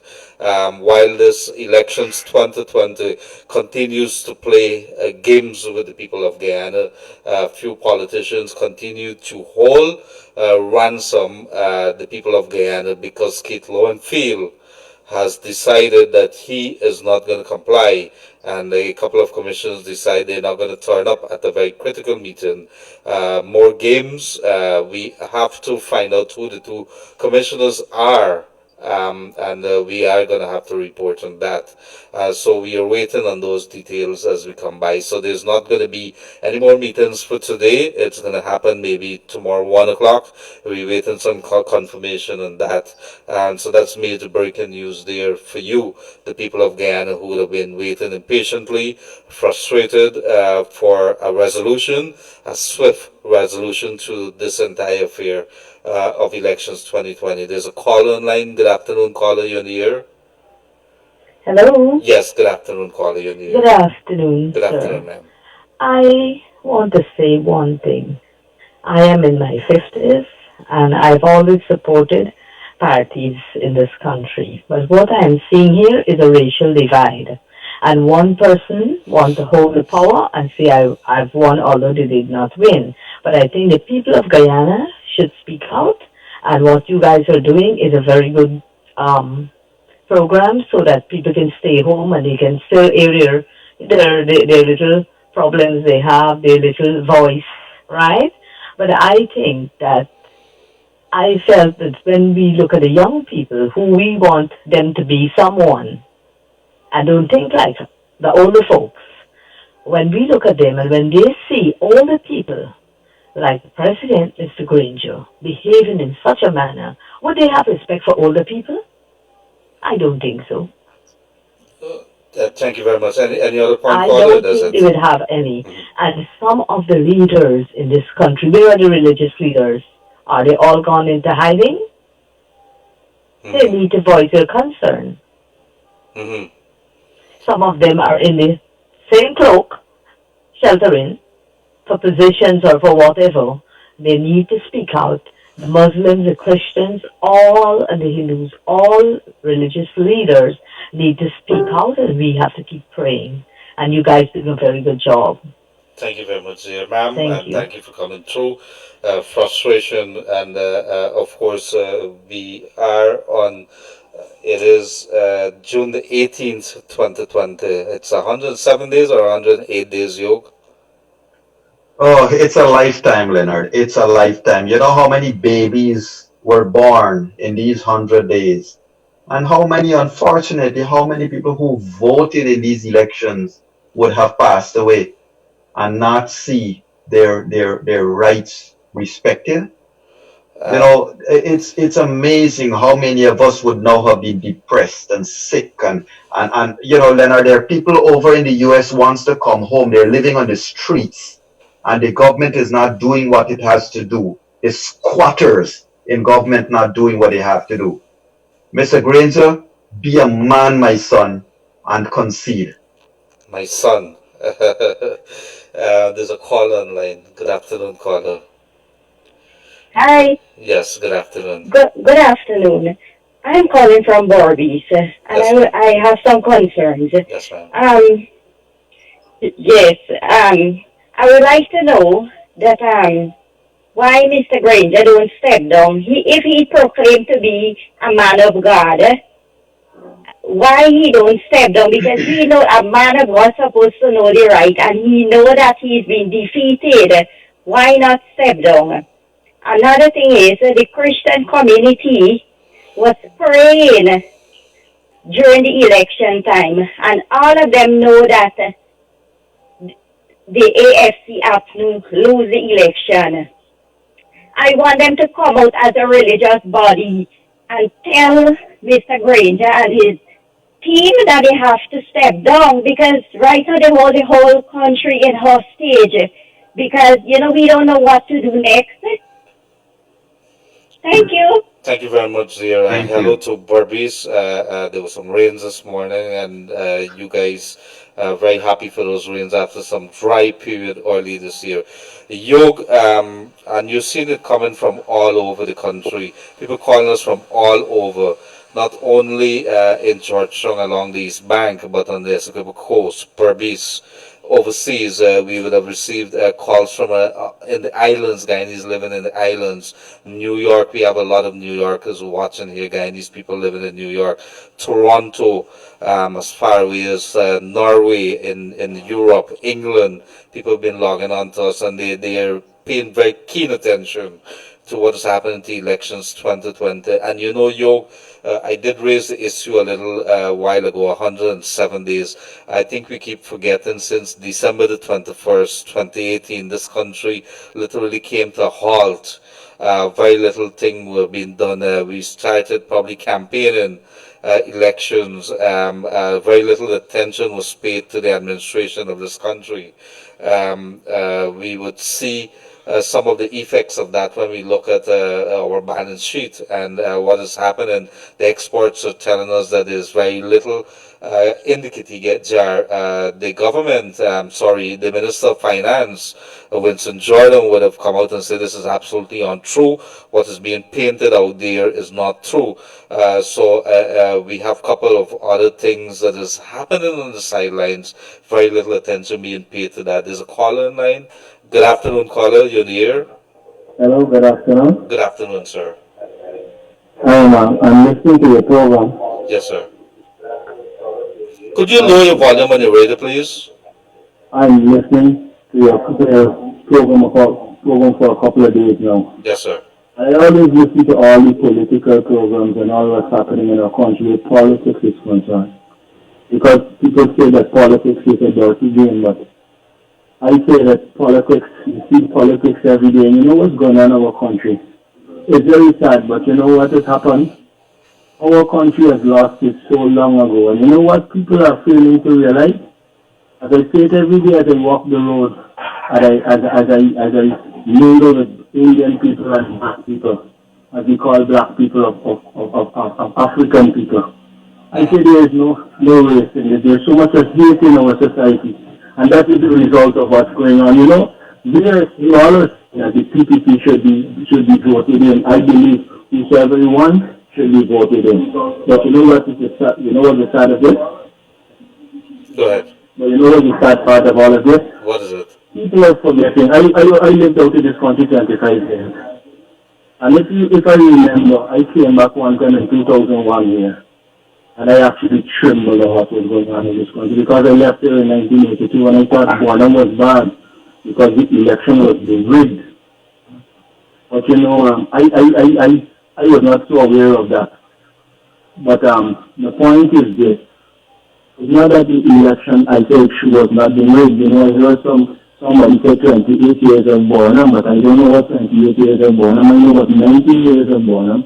From 1966 to 1985 when he died. But we're not going to debate that. You know what is sad today for me? That I voted one time in my life. I don't tell you the truth, I voted one time in my life. I did last time in 2015. And I'm never going to vote again for none of these two parties. You know why? None of these two parties have respect for Guyanese people. And I'm going to tell you something. And I came back here, I trembled about how much people were dying in this country. And it's not racing about it. Let me not get into it. But the fact is, African people have genuine problems. Everybody has problems. You know, the fact is this, when African people behave bad, they're shot up. But I remember when the Arabian police station was burned down, and the magistrate car was torn around and thrown in the gutter, nobody was shot at. But you know what is happening? You're saying people are waiting anxiously for this result. But I spoke to a young lady a couple of weeks ago, and she reminded me of the trauma they went through when Keisha was kidnapped, and she was living in Bel Air. And her mother tell her, lie down in the bed, and they were shooting. I remember I was living in South London. 3 hours you hear shots from Bel Air till to KMD. And the police didn't hear it, and the soldiers didn't hear it. So the PPP was in power at that time. I was wondering what was going on in the country. Well, you know, it's sad about this thing all that's going on here.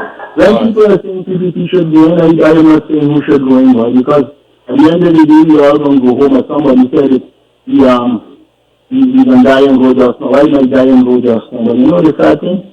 That how can people live like this all the time? Because people are some people are literally trembling. Somebody told me a couple of days ago that somebody told somebody that has a store in the town, told a black fella. And people coming to our black fellas and die again.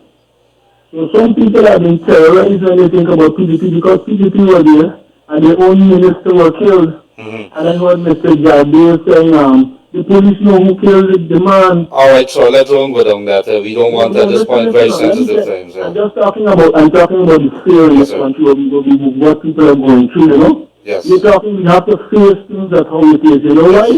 Because some people are happy for PDP. I'm not happy for nobody, you know what I'm happy for?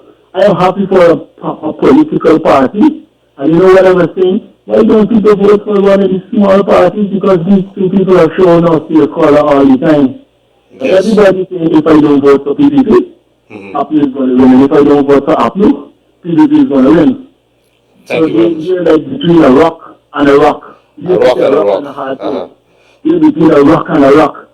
So at the end of the day, people are being traumatized when you think about Saudi people who in this country. And I'm not telling you, I could have not accepted the appeal in this country the last 4 years. Because you know why I tell people I'm supposed to be African, they call me African, like my mother is half East Indian or three-quarters East Indian, but I don't look at race, my brother, because I have East Indian cousins and uncles and aunts.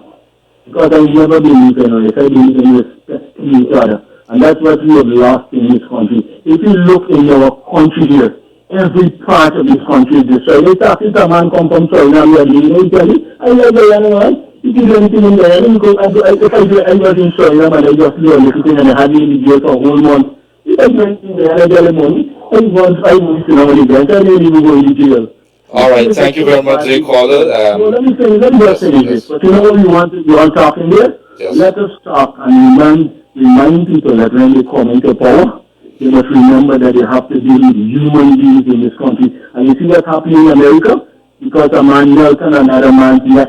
And you are saying you want to let me talk, but let me even finish this. A man just knelt on another man's neck for 8 minutes and 2 seconds. You know how long they were doing that to Africans? I don't think Africans are angels. People have their faults. But when you deliberately do evil things to people, you get all kind of results. And Guyana, what is happening here? People are saying, yeah, let them vote in who? But some people are trembling right now, I can tell you that. And what you all should say. But sir, you have to allow us to answer that allegation that you're making. I don't have a party card like you. I speak for all sides. But sir, I would encourage you to read the investigation that Stabrook News did on the allegation of the 420 killings. You see, there has been a lot of Kool-Aid, there has been a lot of noise, there has been a lot of narrative. And we can either pick up that placard or pick up that banner and run with it without questioning it, or we can investigate. Let us take all right, we're going to take the call. Investigate it. We're going to take the call. Let us take it in stride and investigate. And I like the caller's point. I like the caller's point from the perspective of, look, Leonard, whether it is you or me or whoever, when we go to the European-based countries, when we go to the as with the same guy, and he's a white man country, all of we black, all of us are people of color, and people of color have always been depressed and been treated as second-class and third-class citizens. That's our history. But you know, you have to beg the question. The question begs to be asked: Who is stifling whom? Let us look through Guyana's history. Let us look through Guyana's history. Who has been, if you want to talk race and color in governance, who has been and what race and color would have been in power for what periods of time over Guyana? We have to analyze and we have to look at it from that perspective. You cannot say the PPP's reign in power for 28 or 23 years, has been this, without looking at what the PNC's reign has been, or looking at anybody else's reign. But the truth is, let the courts deal with the matter. President Granger said he was going to have a commission of inquiry into all these deaths, into all of these allegations. And I would like to call on the PPP, when you get into office, have an inquiry. Have an inquiry into all these deaths, and whoever it is that is responsible, have an international inquiry. Bring people who are not Guyanese here, that are not on the political divide, and let them do this investigation. And let us hold the people responsible. But we can't hold up these things and let it cloud us and cloud our objectivity. Because Guyana has a history that goes way back. Sir and gentlemen, we have to ask ourselves, when the police would arrest you or me, we always cry out discrimination, but when we go to the hospital, we don't care who blood we receive. We don't care what is the race of the doctor looking after us. We want to be looked after quickly. Why do we make this thing such a big issue? Leonard, finally, sorry to be carrying on, but this is an important thing. Finally, there is a handful of persons saying that, you know what, it is time to divide this country because we can't live together and all of that nonsense. And I have publicly challenge these people. If you want to have that discussion, have it in public. Let us start being public about all of these things. Don't hide and pelt shots in the night. Anonymously come out and speak. And I hold Kaichur News responsible for carrying some of these irresponsible statements. Because we have to assess whose knee is on whose neck and whose fingers are wrapped around whose throats. And you got to do it openly and publicly. Not at election time, man. Not at election time to thwart the will of the electorate to say only one person. So if one race can't rule, should the other? Maybe let's cast all the races out then. Because you seem to have no right to belong to a race. So we gotta have this discussion, and we gotta have an open discussion. And Leonard, I'm disgusted that the ERC has not done more in having open forum and open dialogue on race relations. And there's a developing news here now, based on what we're hearing from reporters. Please be advised that due to the hearing of the notice of appeal tomorrow at 13:30 hours, the commission will no longer be meeting at 1300 hours as planned. So let us get down to the bottom line here. What is it that we see in timelines? Elections, COVID-19 watch here on Kaicho Radio. Yog, the people of Guyana should know that tomorrow we are not likely to see the GCOM meeting before 1 o'clock. It could happen maybe in the afternoon based on what the court's saying. So the court has gotten involved in this process now. They are going to have a notice of that case is filed to be listened to tomorrow, and in the meantime GCOM with the commissioners are not going to be meeting on this report on the declarations. So everything has been halted based on that court case, which is going to happen tomorrow. There is going to be a court case tomorrow at about 1:30, and so a meeting that was planned by GCOM after the one that was planned today was aborted because two commissioners did not turn up. It was put to tomorrow for 1 o'clock, but there's a court case for 1:30.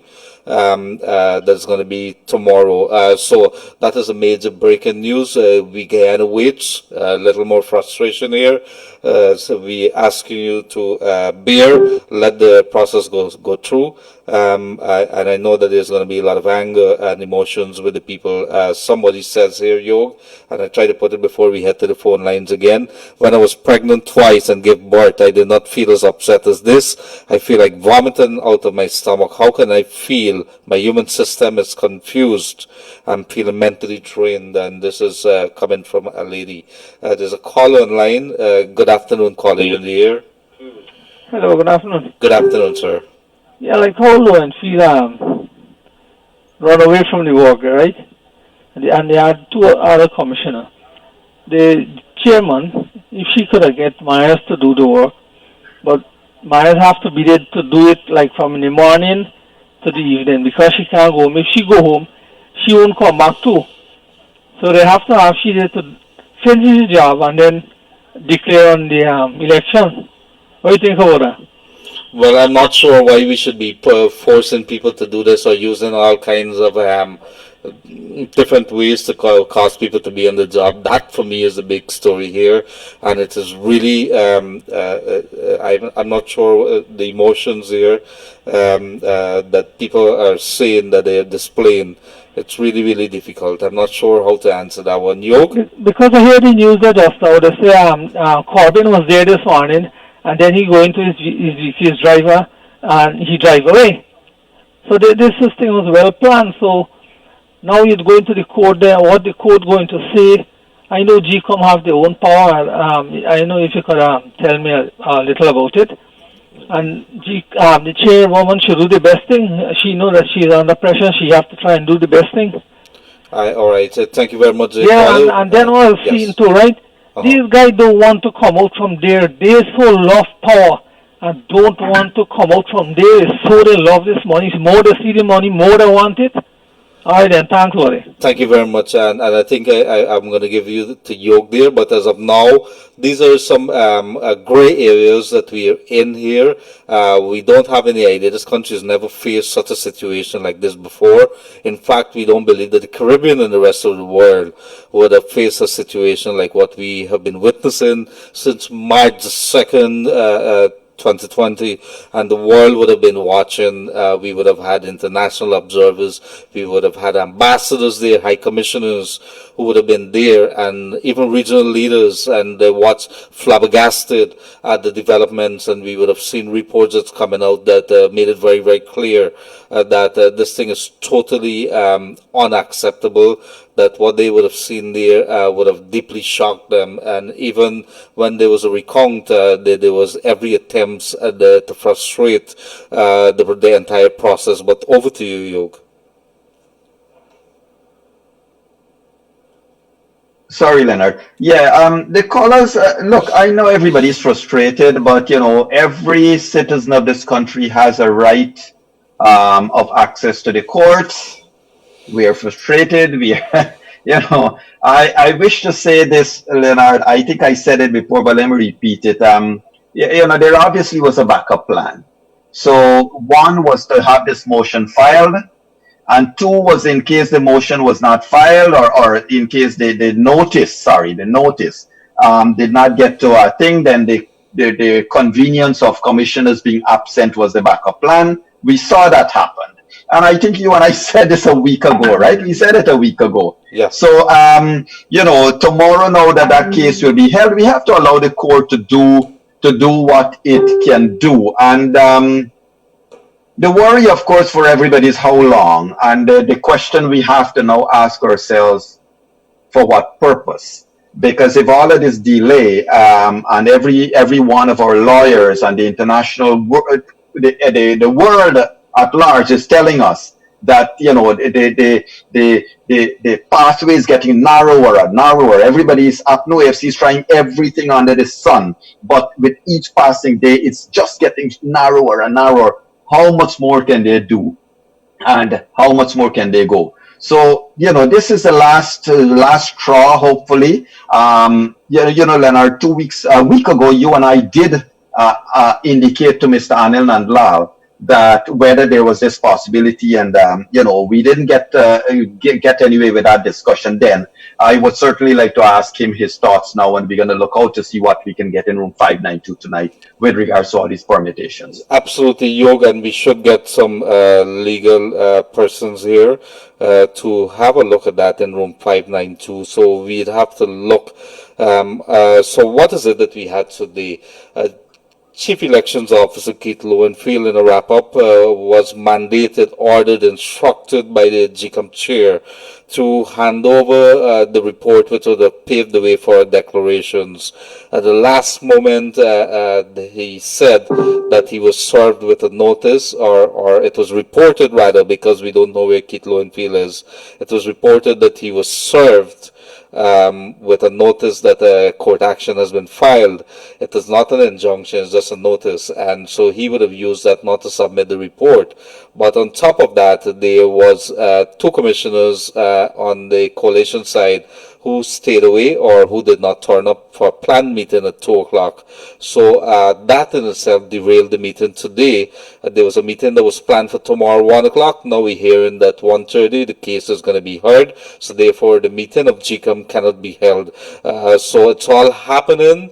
The Guyana continues to wait in this soap opera of what has been elections 2020. Keith Lowenfield was widely expected to heed the instructions of the GCOM chair. At the last moment, there's some who believe we would have seen the text coming in and people commenting by not doing that in the absence of an order from the court, not a notice. He has basically abandoned his duties towards the people of Guyana. And so elections 2020. Yog, we're going to talk a little very quickly, maybe take one more call or so about room 592. You did mention that.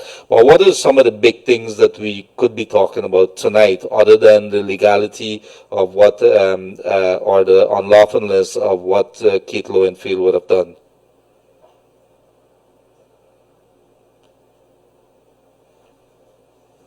Sorry, basically that has to be it, Leonard. It's to look at, what are the variables here now, and to seek advice on what's the pros and cons to doing this. For example, if we get one of the lawyers in room 592 tonight, we will ask them, okay, so supposing the court is ready to listen to the motion tomorrow, and let us say the party filing the motion doesn't turn up in court. What happens? Let us say that, okay, the court starts to listen. Is there any timeline that the court would limit, possible timeline that the court could limit itself to? So there are lots of questions we have now because, of course, at the end of the day, the country is without a government. The country is without, this is like a boat in the middle of the ocean without any captain, without even the rudder. Everything has been broken off. It's just tossing and turning. And, so all of those things we want to look at. In addition, Leonard, I would like to call upon the independent media. Keep your eyes peeled because there are movements from various offices. There are things being removed. I would like to call, if that thing that was shared on social media yesterday about GRA, moving out papers and documents, I would like to call him Mr. Godfrey Station, who I worked with before, to come out and say something about it. I know Mr. Godfrey Station to be a very respectable man. I know him. He stands for professionalism, and he ought to speak out and let the country know what it saw there.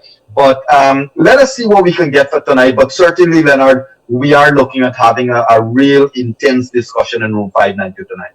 Absolutely, and I think with regards to that report that would have been out there regarding the Guyana Revenue Authority and the movement of documents via waste company with one of the garbage trucks, if you want to call it that, they have come out with a statement not too long denying it. They said they have a routine thing to move waste.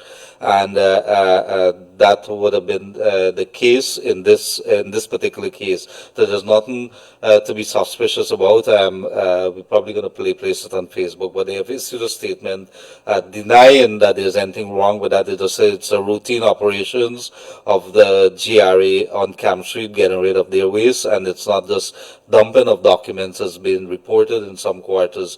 Whether I think there was 2 trucks that were shown, and there were reports that it was being escorted by officials to the dump site where it was covered, rolled over by equipment there. So they're denying that anything like that would have happened. I think we could probably take one quick call. Let's go one quick call before we wrap up. Yes, I think we missed that one here. Yog, I think we should call it an afternoon.